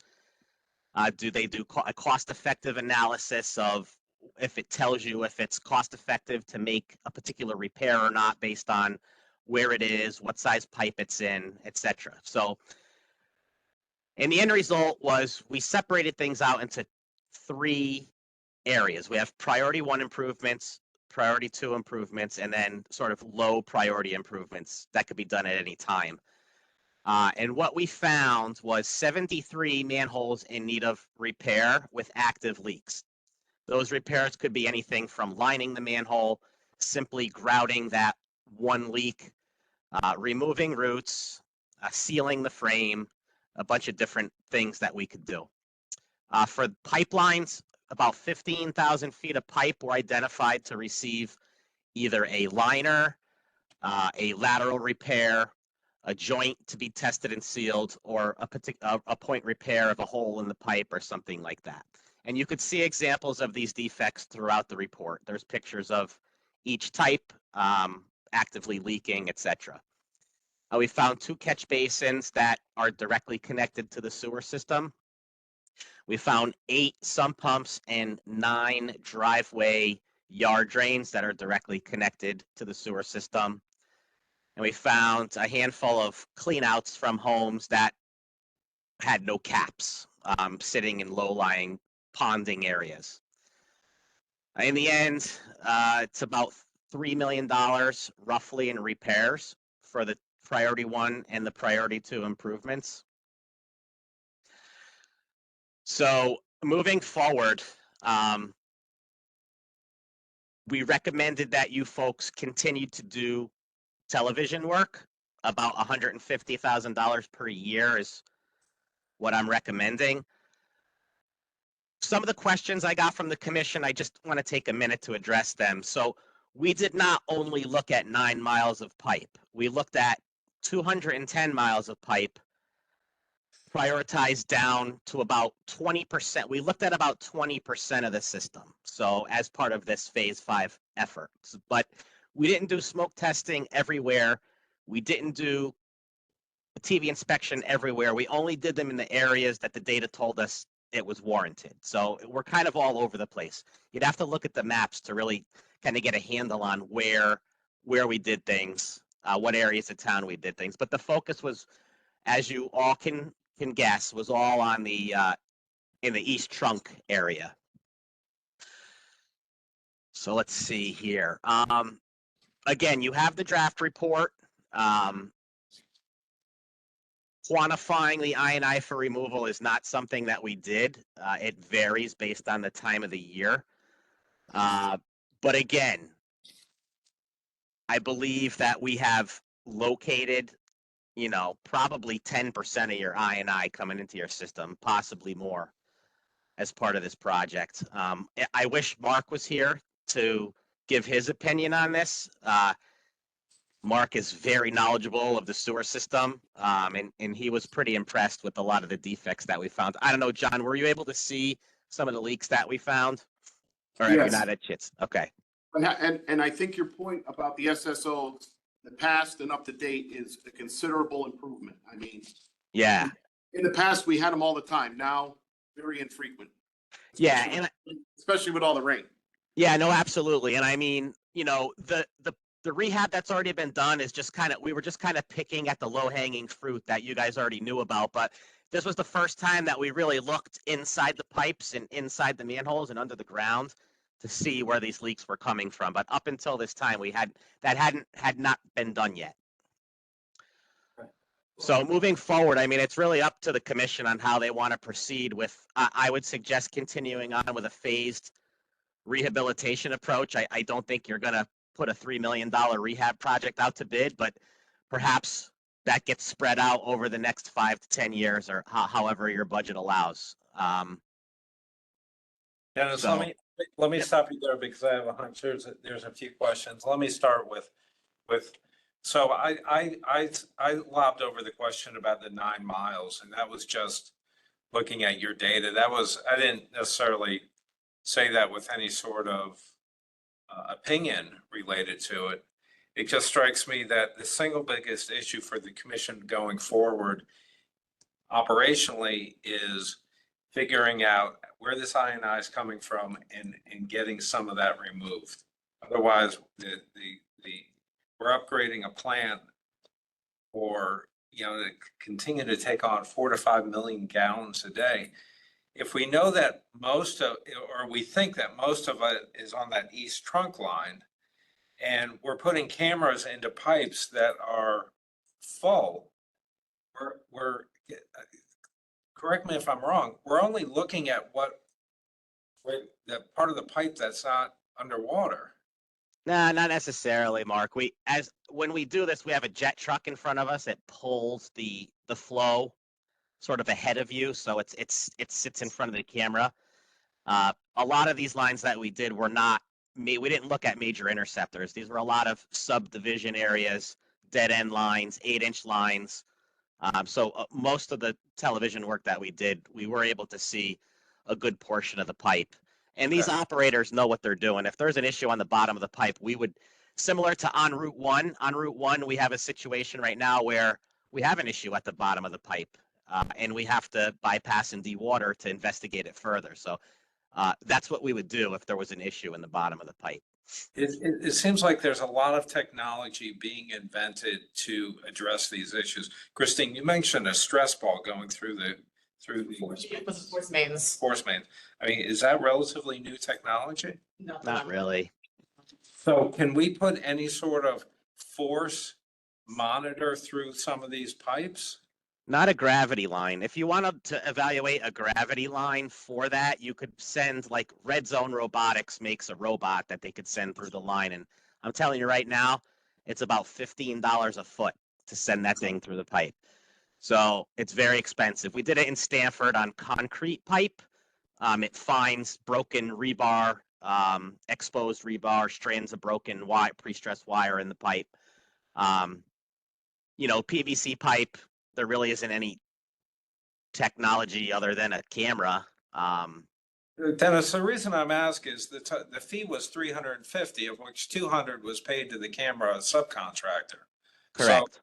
But the bulk of this money is being spent to send cameras through these lines. So I'm just asking, are we using the most advanced technology there is? I would say yes, we are. I mean, there really isn't anything else to use. Like I said, Red Zone Robotics, what they do is they have sonar capabilities. They'll measure the roundness of the pipe, the wall thickness of the pipe. I mean, that's more of a structural concern. You're looking anywhere you see active leaks. That's what you're looking to find. The smart ball, that type of technology, that's for a pressure main. That's for a force main. That finds gas pockets. It finds leaks in a pressurized pipe. That technology is not applicable to a gravity main. I'm just thinking of the machinations we went through on the Cinto property and whether or not there was a lag in the pipe and how we were going to have to dewater that to actually evaluate that pipe. And it sounds like there may be some technology that would now allow us to do that with the water in the pipe. Is that true? To evaluate the pipe with when there's water in it? No.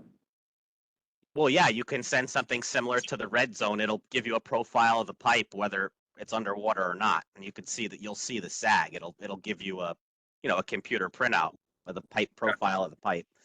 But again, that's not what we were looking for here. No, I know. Yeah. I just had Joe next to me and I know that he thinks about that project often. Matt. So, I mean, one last thing and then I'll answer any questions you have. This project I couldn't tell you why Deep wasn't engaged. I was kind of told, here you go, do this. So we did it. But any future work, I would engage clean water funding to do the rehab. Okay, Matt. Dennis, the illegal connections that you were talking about, the roof drains, catch basins, do those immediately get resolved and by who? That's something that needs to be discussed with the town. Okay. There's several different approaches that you could take. None of them are easy. Right. The easiest way, the only way I've ever seen it get done is the town pays to have it disconnected. They go to the homeowner, they say you have an illegal connection. You give it an opportunity to disconnect it. Some people will do it. Most people won't. And you'll say you have to hire a plumber to go in there and physically disconnect it and take on your dime to get it done.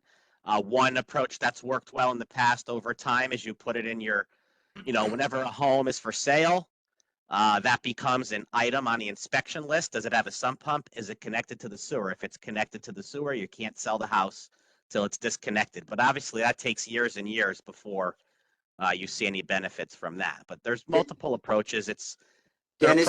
private connection. So it's a difficult situation. Dennis, Yes, Joe. This is Joe. Have you ever seen a penalty? Meaning, if we know where the houses are, when we send out the sewer bills, we put a surcharge on for an illegal connection. Give them I- some incentive to remove it.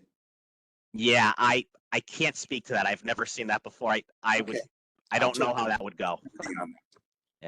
I would have thought out of 17,000 connections, there would have been far more than 9, but that's my own. Well, That's Are those priority one, Dennis? yes, yeah, we only inspected 200 homes, 200 so. buildings. Nothing out of 200 is. Yeah. Got that wrong. Now, a lot of them had sump pumps. They weren't necessarily connected to the sewer system though. Which is fine. That's, yeah, that was more in the East Trunk area where it's a low lying area. That's a flooding area. So I would assume most of them have sump pumps and you put them into the sewer. We've 10% to date. But these, right, but so phase 5 was the highest priority based on the flow monitoring and all the analysis. Is that correct, Dennis? Yeah, so each drainage basin, what you do is you calculate, there's a number that's used, it's a metric, it's called, you calculate the gallons per day per inch diameter mile. So it's the gallons that you measured over the inch per diameter mile of the pipe. And EPA has set 4,000 gallons per day per inch diameter mile as a threshold. Anything over that is considered excessive INI. Anything below that is not. So we did those calculations for the entire system and we ranked them 1 through 48. And I believe we hit like so we wouldn't have to do this level of effort of work on the remainder of the system, I guess, if that's helpful to you. Agreed, yep. Yeah. I mean, what most community towns are doing is they're buying their own camera truck and they're hiring somebody to operate the camera truck, and that's what they do all day. And they find the defects and they note them, and then every year, every 2 years, they go out to bid for a rehab project. I mean, that is, not to put more responsibility on John and his staff, but that's becoming more and more popular because think about it. You spend $200,000 to televise 9 miles of pipe. You could buy a camera truck for $150,000 and have it sitting in your garage. So We have a camera and we have a van. There you go. We have You need an employee. Man. You need an employee. That's my job. So, I mean, I know INI is an important topic, and it is also with the DEEP as well. When we submitted the facilities plan, one of their comments was they're not paying for an upgrade until you address the INI. So, Chris. So thank you, Dennis. I think that was good, and we found items that need to be replaced. When, how, and what are we gonna do about it? Or do we have it in our budget to be doing this, or what are we ranking them, the ones that are ranked up at the tier? Do we have them in the schedule to start fixing them? Like I would assume the catch basins we should fix sooner, and who does that? I'll answer your first question. We have $400,000 in this year's budget for INI correctional work. Comes out of the INI that we charge the developers, we isolate it. It doesn't come out of our fund balance. It's in John's budget. So got a couple of things. We can pay for that kind of work. At this point, yeah. Yeah, But I mean, you could overspend the budget, obviously, that's a possibility, but, we have to prioritize, obviously, up to that 400, so we could spend that. And then, whatever else is still in priority 1, if it's another couple of $100,000, we got to bring it back and make a decision. So who's running with priority 1 items? Be Dennis and John as in combination. yeah, I mean, I guess nobody's running with it now. I mean, it's just the draft report is just finished, but I'm ready to go with it if you guys want to. 1, 2, 3, 4. We got to. Okay, no, I think it was a great report. I just don't want to let it sit there, and Yeah. we have the staffing for it. I'm here. Just, you need arms and legs. I mean, Thank you. all right, sorry, I'll be quiet. I have more to say, but I'll The be bigger quiet. issue will be, this is phase 5. Yeah, and I think When- one when- of the problems is the naming of the projects is very confusing. I think, Matt, that's where, you know, Yep. and I do understand that I didn't name the first one, but I just tried to follow along after that. So it's kind of all messed up, really, to be honest.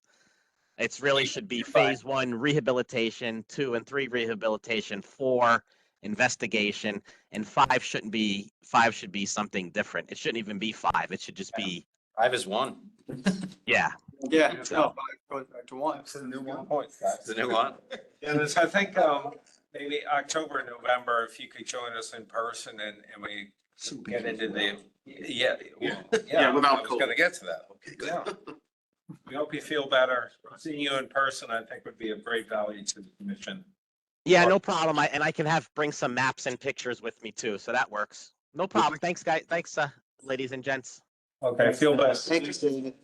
There's some interesting flow data in his reports also. And I would love, that was the second thing, I would love to take this flow data and put it into our new system, so then it's easy. And then we got like a camera, we got something that we could look at and be like, oh, look, there's our 8-inch pipe. Oh, actually, I want to say one more thing. I'm so sorry, but Yeah, there's one thing we never did that we need to talk about. So all this stuff that we did, we have all these information, all these files, and it's not in the town's GIS system. So there has to be, I mean, I'm willing to provide the information to the town for GIS, but if I was John, I would want to be able to click on a manhole in GIS and it tells me that this manhole was inspected in 2010 and it was rehabilitated in 2012. Similarly, if I clicked on a pipe segment, it would tell me the same thing. So there's a lot of work that needs to be done on the GIS side to make this more user friendly. I have the data. I can provide it to you, your GIS department. We have a GIS department. We can assist. Just, however, I don't want it to get lost in the shuffle. And we did a lot of work. You guys spent almost $1 million so in the last 8 years on I&I, and I'm the only one that has this information, I guess. You guys have paper maps. So I'll leave you with that to discuss. I'm gonna let the cat out of the bag a little bit, but in the operational report, they said the GIS system in the town is Crap. lacking. And you should be able to pull up the information And we like, got the man on the job. We have Chris Steiner. we're hiring this one. that's gonna We're be getting your this done, Dennis. GIS specialist. All right, you got it. Hey, listen, let me know what you need.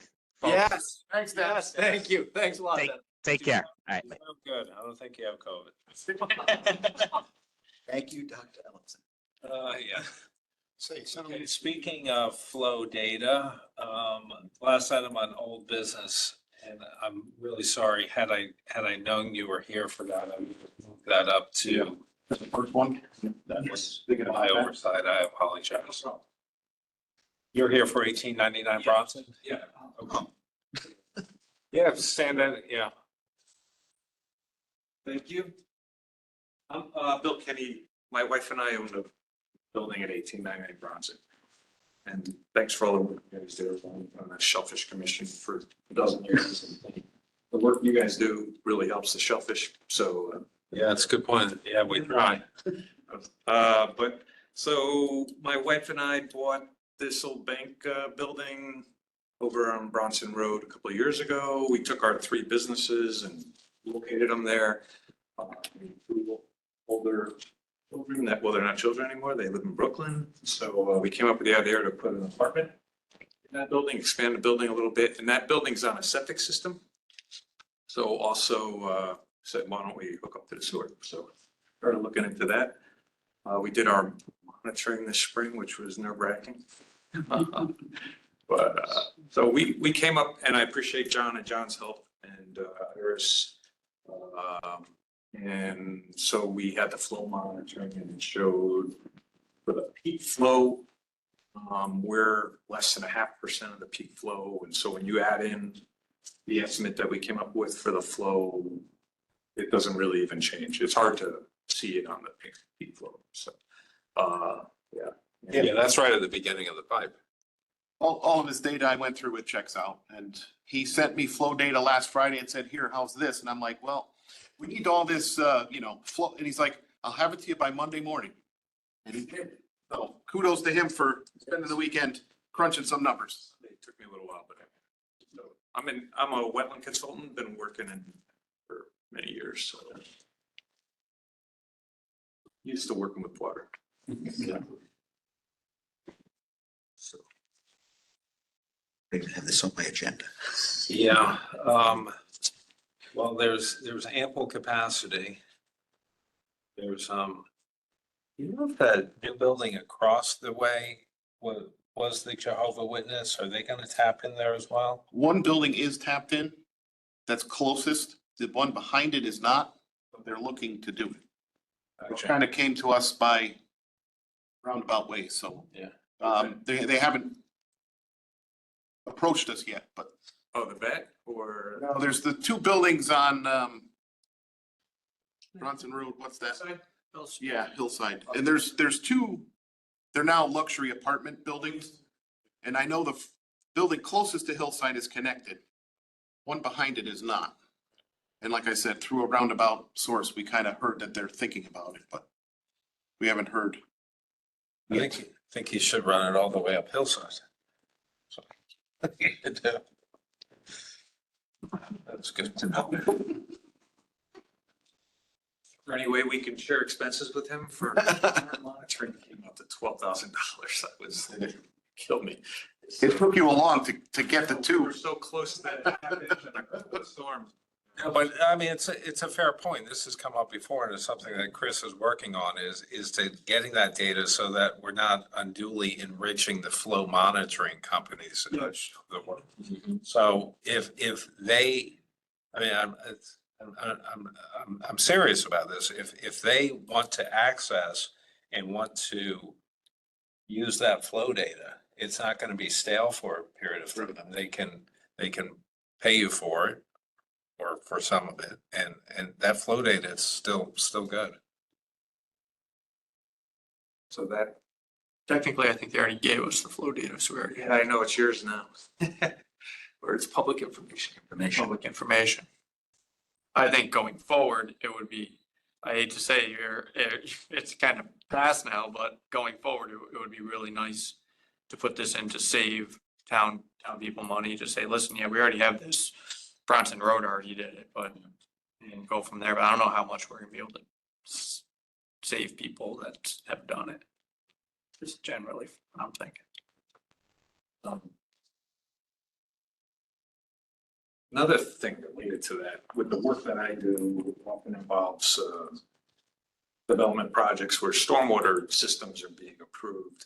And when there's, some towns have a lower threshold. They say if you're under, because all the stormwater management is related to the amount of impervious cover. So if you're under 1,000 square feet or 500 square feet, you don't need to do a whole blown out analysis and review and everything like that at this lower threshold. I don't know if there's some way you guys could incorporate something like that into when you have, For single family homes or for single family dwellings. is that? No, I'm just thinking that. I'm trying to think of if we've ever had a single unit come to us. I can't think of one. So if this was a pre-existing house, they wouldn't come to us. There would be the connection already and.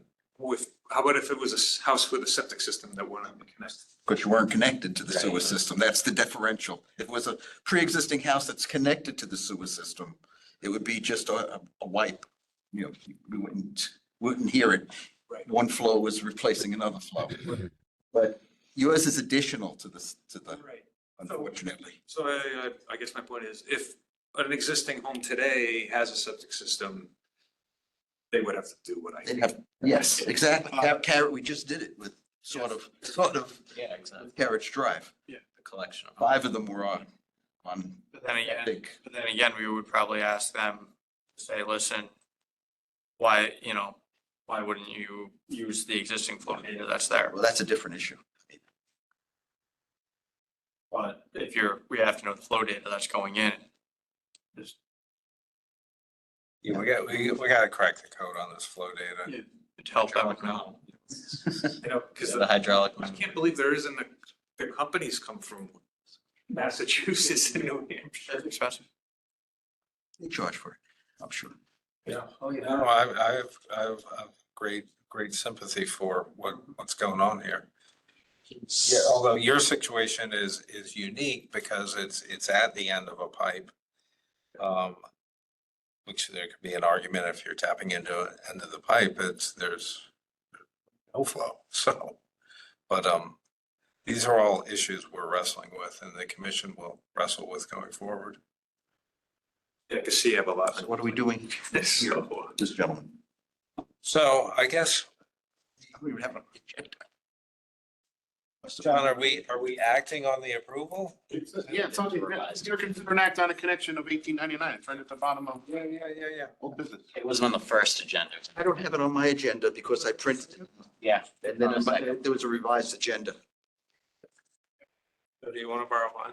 No, but I'm just trying to find out why this gentleman's here. Now I know. There it is, G. You got it. Should be act upon connection, but says to here consider act connection, 1899. So we're gonna charge him, it's a single family system. So this will be a single family home? It's an apartment above a building. It's a commercial, there's more businesses in there. Yeah. Have the apartment above it. So the I business is already there. he's already paid a lot. Expanding, yeah. So let's go with the 5311 then, the lowest number we can charge. Right? Yeah. He's already out of pocket 12, he said. If there's any way to reduce it. Okay. That's Is that? I'll talk to you afterwards about that, just. So what is it? Oh, an apartment? It's a bank, an old bank building. Yeah. He's putting an apartment above it. One Bedroom. bedroom or two bedroom? It's gonna be a one bedroom. One bedroom studio apartment Go with that. at $3,300. The INI. You have 33. You have a one bedroom studio apartment on your INI charge. What is the commercial?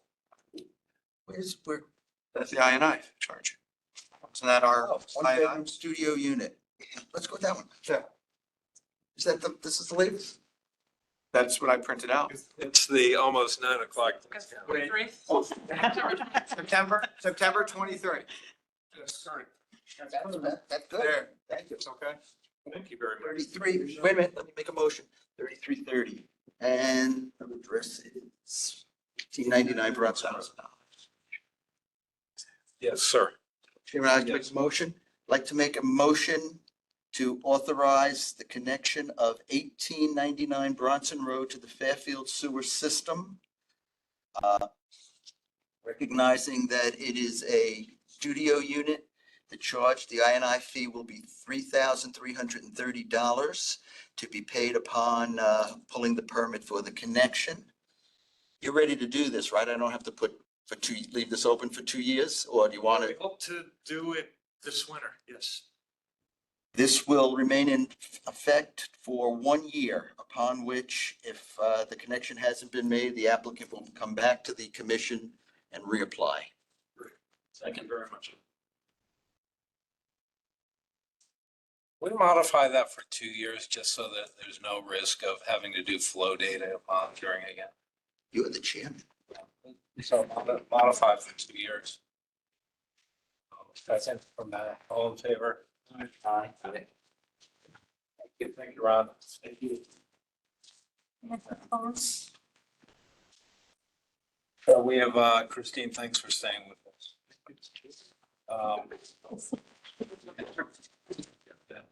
Thank you. Good luck. You're to the F. Gee. Good night. Okay.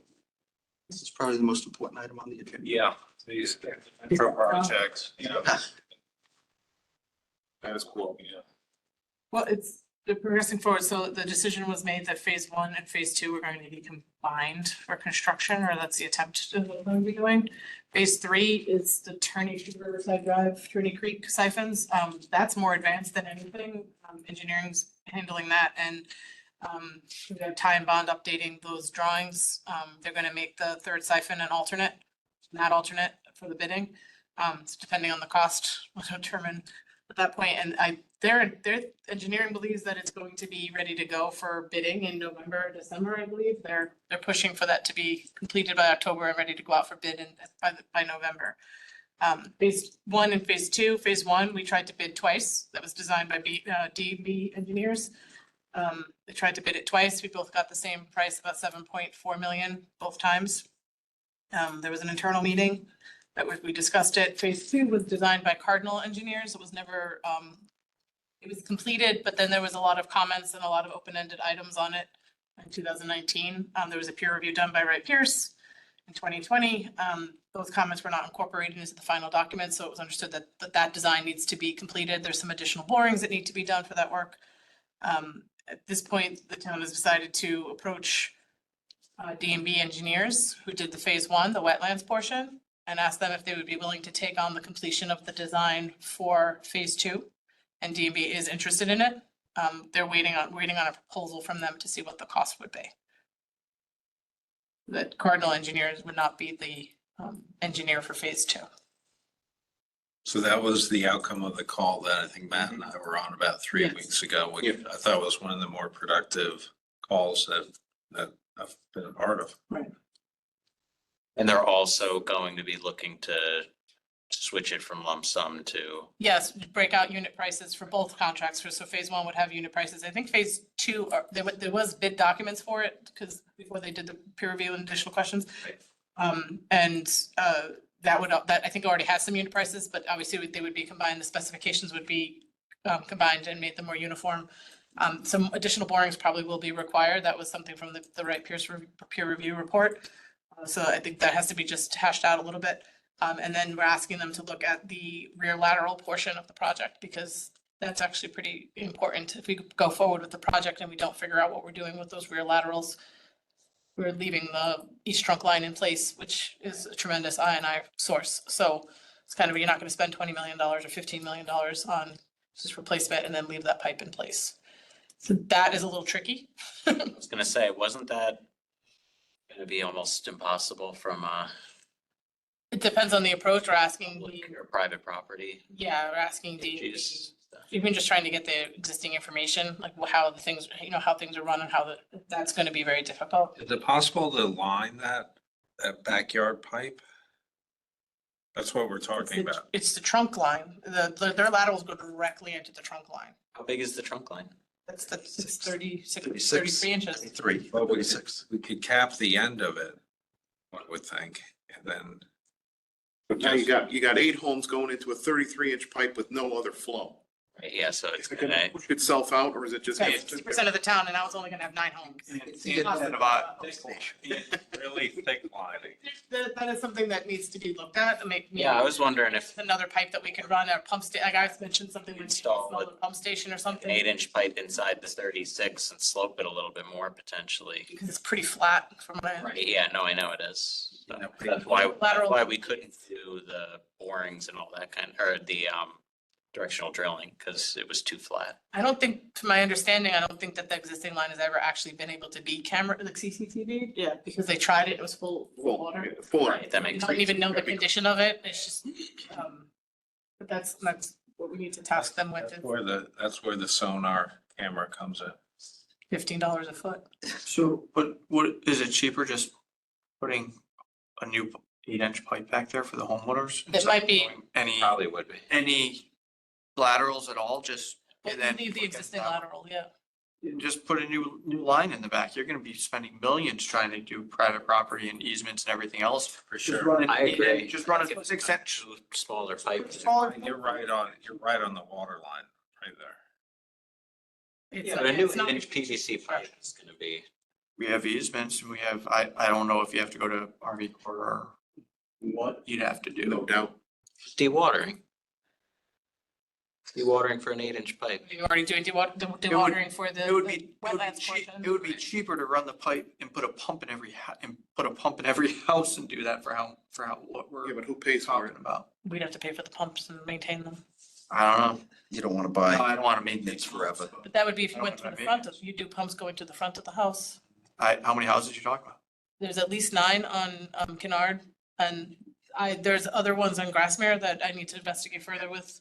To see if the tie cards exist, because I believe there's ones on Grassmere closer to Post Road that I believe are also rear laterals that were never looked at. We're not holding up the project though to figure out those 9 homes, right? No, Okay, good. So go back from what you said, phase one, where we had one bidder, right? two, To the second time. to the To the second time. second time, both With acceptance 7.4. of the design. And when we bid it the second time, we went out with unit pricing. No, I'm still on some. But we were told by Mega that she was gonna go back for rebidding using unit pricing. How did that? That was after. That was if the second one, First bidding was at the end of June, and then the second time we approached marine contractors thinking that we were advised that it was. She was here. That's where we are now. Well, I am very concerned. Let me put it on the record. I'm very concerned. We've got that building, the first new building is going. And we've got a lot of I in that area, and we're not addressing it. It's really sloppy work right now. I would disagree that it's sloppy work. I think the process has been sloppy for going back 4 or 5 years. But I think that the work being done right now is on point. I agree. So we're bidding phase one by itself Phase Why? 1 is going to, because we cannot get. with unit pricing.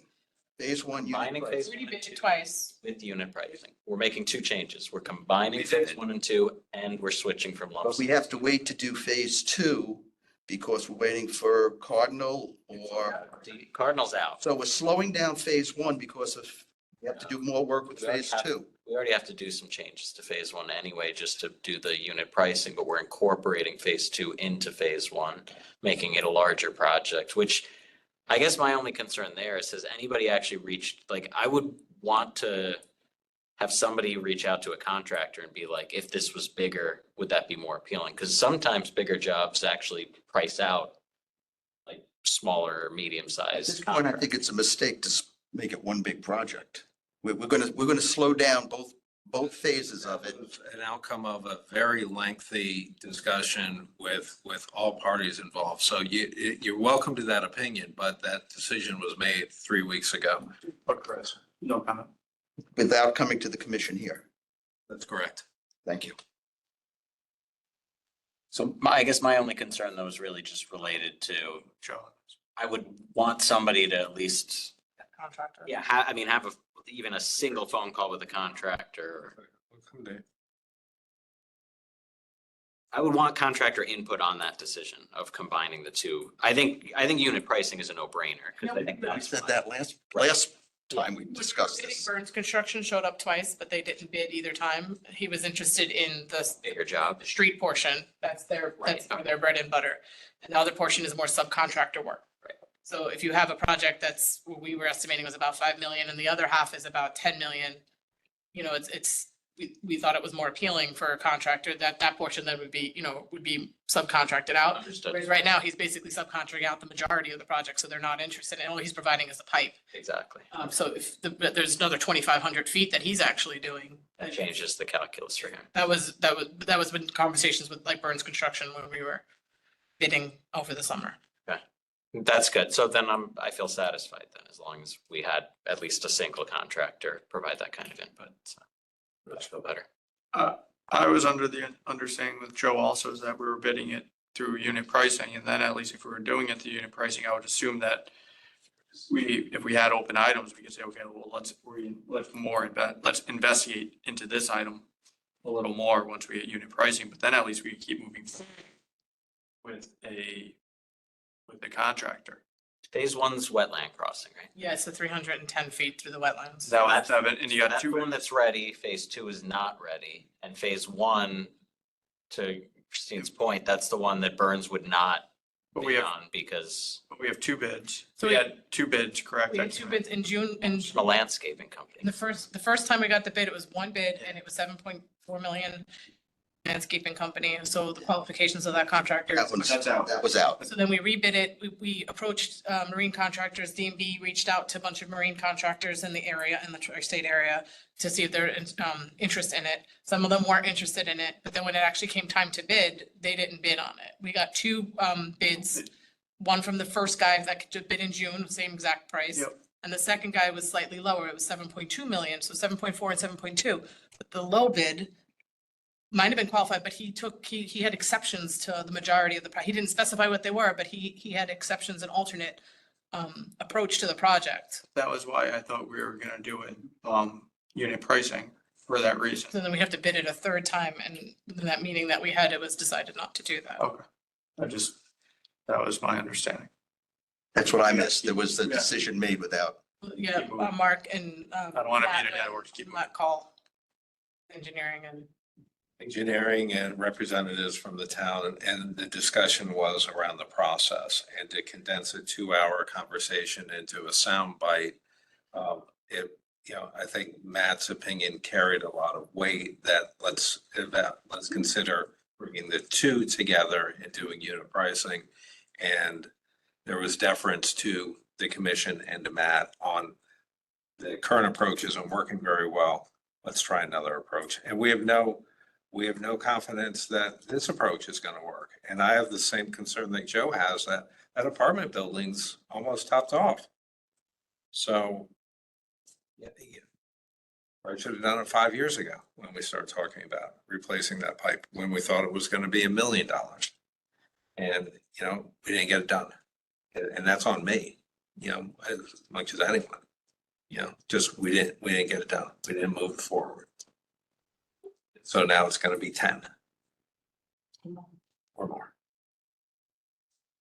I think more 15 to 20 million to be realistic, I think. Yeah. For how many feet? 300, Almost 3,000, 3,000. Phase 1 and 2. phase 1 and 2 combined. Phase 1 and 2.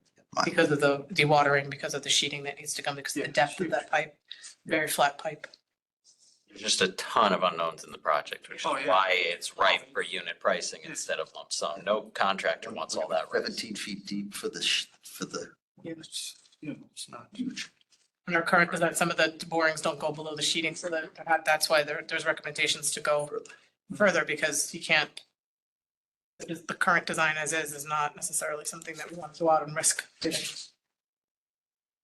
So I suspect that's why a lot of the marine contractors weren't comfortable, because it was lump sum and they probably do a lot of unit pricing. I mean, I haven't talked to anybody, but I'm just thinking that was a lot of risk for a contractor to take on. So Christine, what's your best guess as to when phase 1 and 2 will go out to bid? Their engineering is pushing for it within the next several months. But 6 months is what the estimate from DMV is right now, that they could get it out and ready for bid in 6 months, and we're asking them to speed that up. So the goal would be to try to push for 4 months. And how the weather cooperates with the boring to be done, things like that. So by the end of the year. No, after the beginning of the new year. How long is bid? Like 30 days? It's, yeah, 30 days. You can do soil borings at, they could do them on, in winter time. What do they need the borings for? For the depth of, with the sheeting and the depth of the pipe. The I borings. know, cardinal I was they're not good. recommending borings, but that was to evaluate the trenchless that we've already ruled. They, So, I well, they had done, don't think they did. They not the provided us not a the scope. trenchless, but they had done borings. We Yeah, paid but for of course, they borings. said they didn't go deep. Yeah, no, I'm But saying they it's, did originally, but now they have. Oh, right, yeah, exactly. Yeah, they weren't done deep Right. enough. Yeah. And Time Bond did some just for soil sampling to see about contamination. Right, yeah. So those were borings that were done separate. Yeah. So in hindsight, we probably hired the wrong contractor from the get-go, and we're still paying the price for it.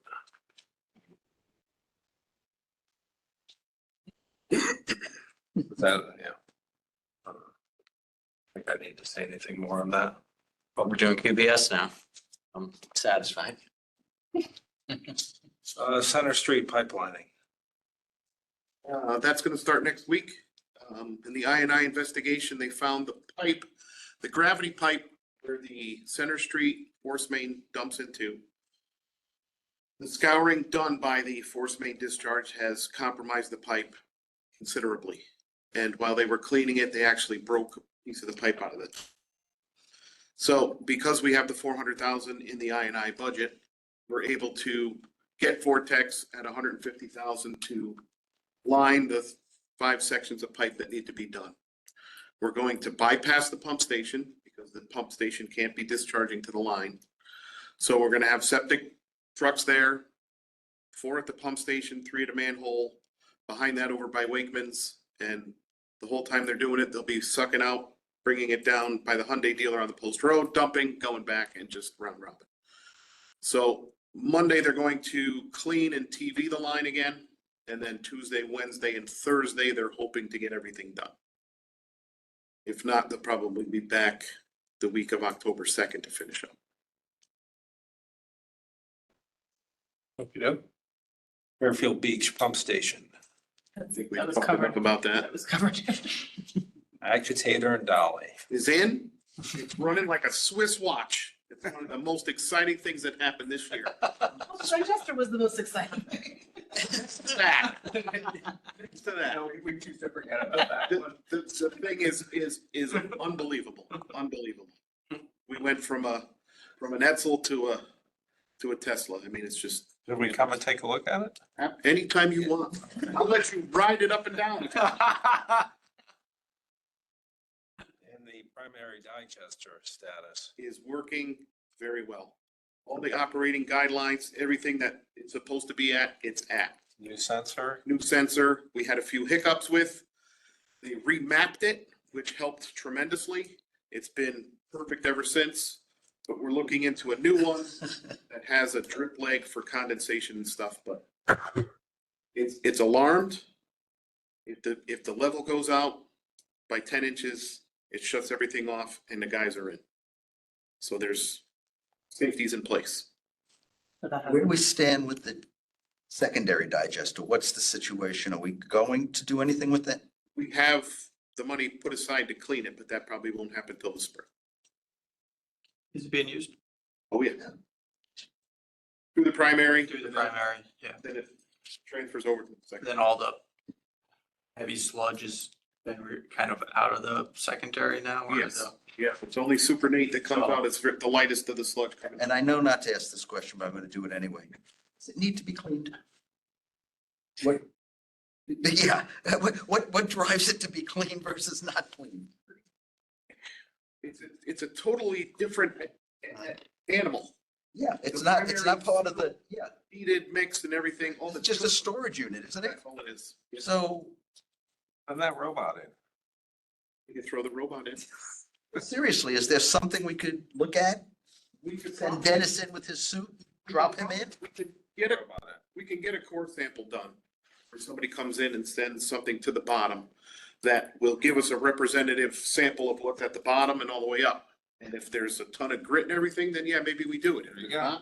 not, I much prefer putting that 400,000 into I&I based on what I heard tonight. So maybe we should investigate. yes, and we could certainly get somebody in there to do a sample, and that'll tell us a lot. As important as CCTV inspections and pipeline, all that investigation work is, until we actually start chipping away at that 3 million, I don't think it's even worth doing any more investigation. We've already identified some of the highest priority rehab. We should be focusing all of our money on fixing things Yes. before we try to find any more. We're just gonna have a list of stuff Yeah, that we're not gonna have exactly. any We're gonna money. keep adding to the honeydew list if we're not gonna just. Certainly has to look to rain pipe through that wetlands. Any sewer No, processes? sir. Anyone want to make a motion to adjourn? Sure, we're having too much fun. No motion. Chris, second. All in favor? Ron, thank you. I like to thank you.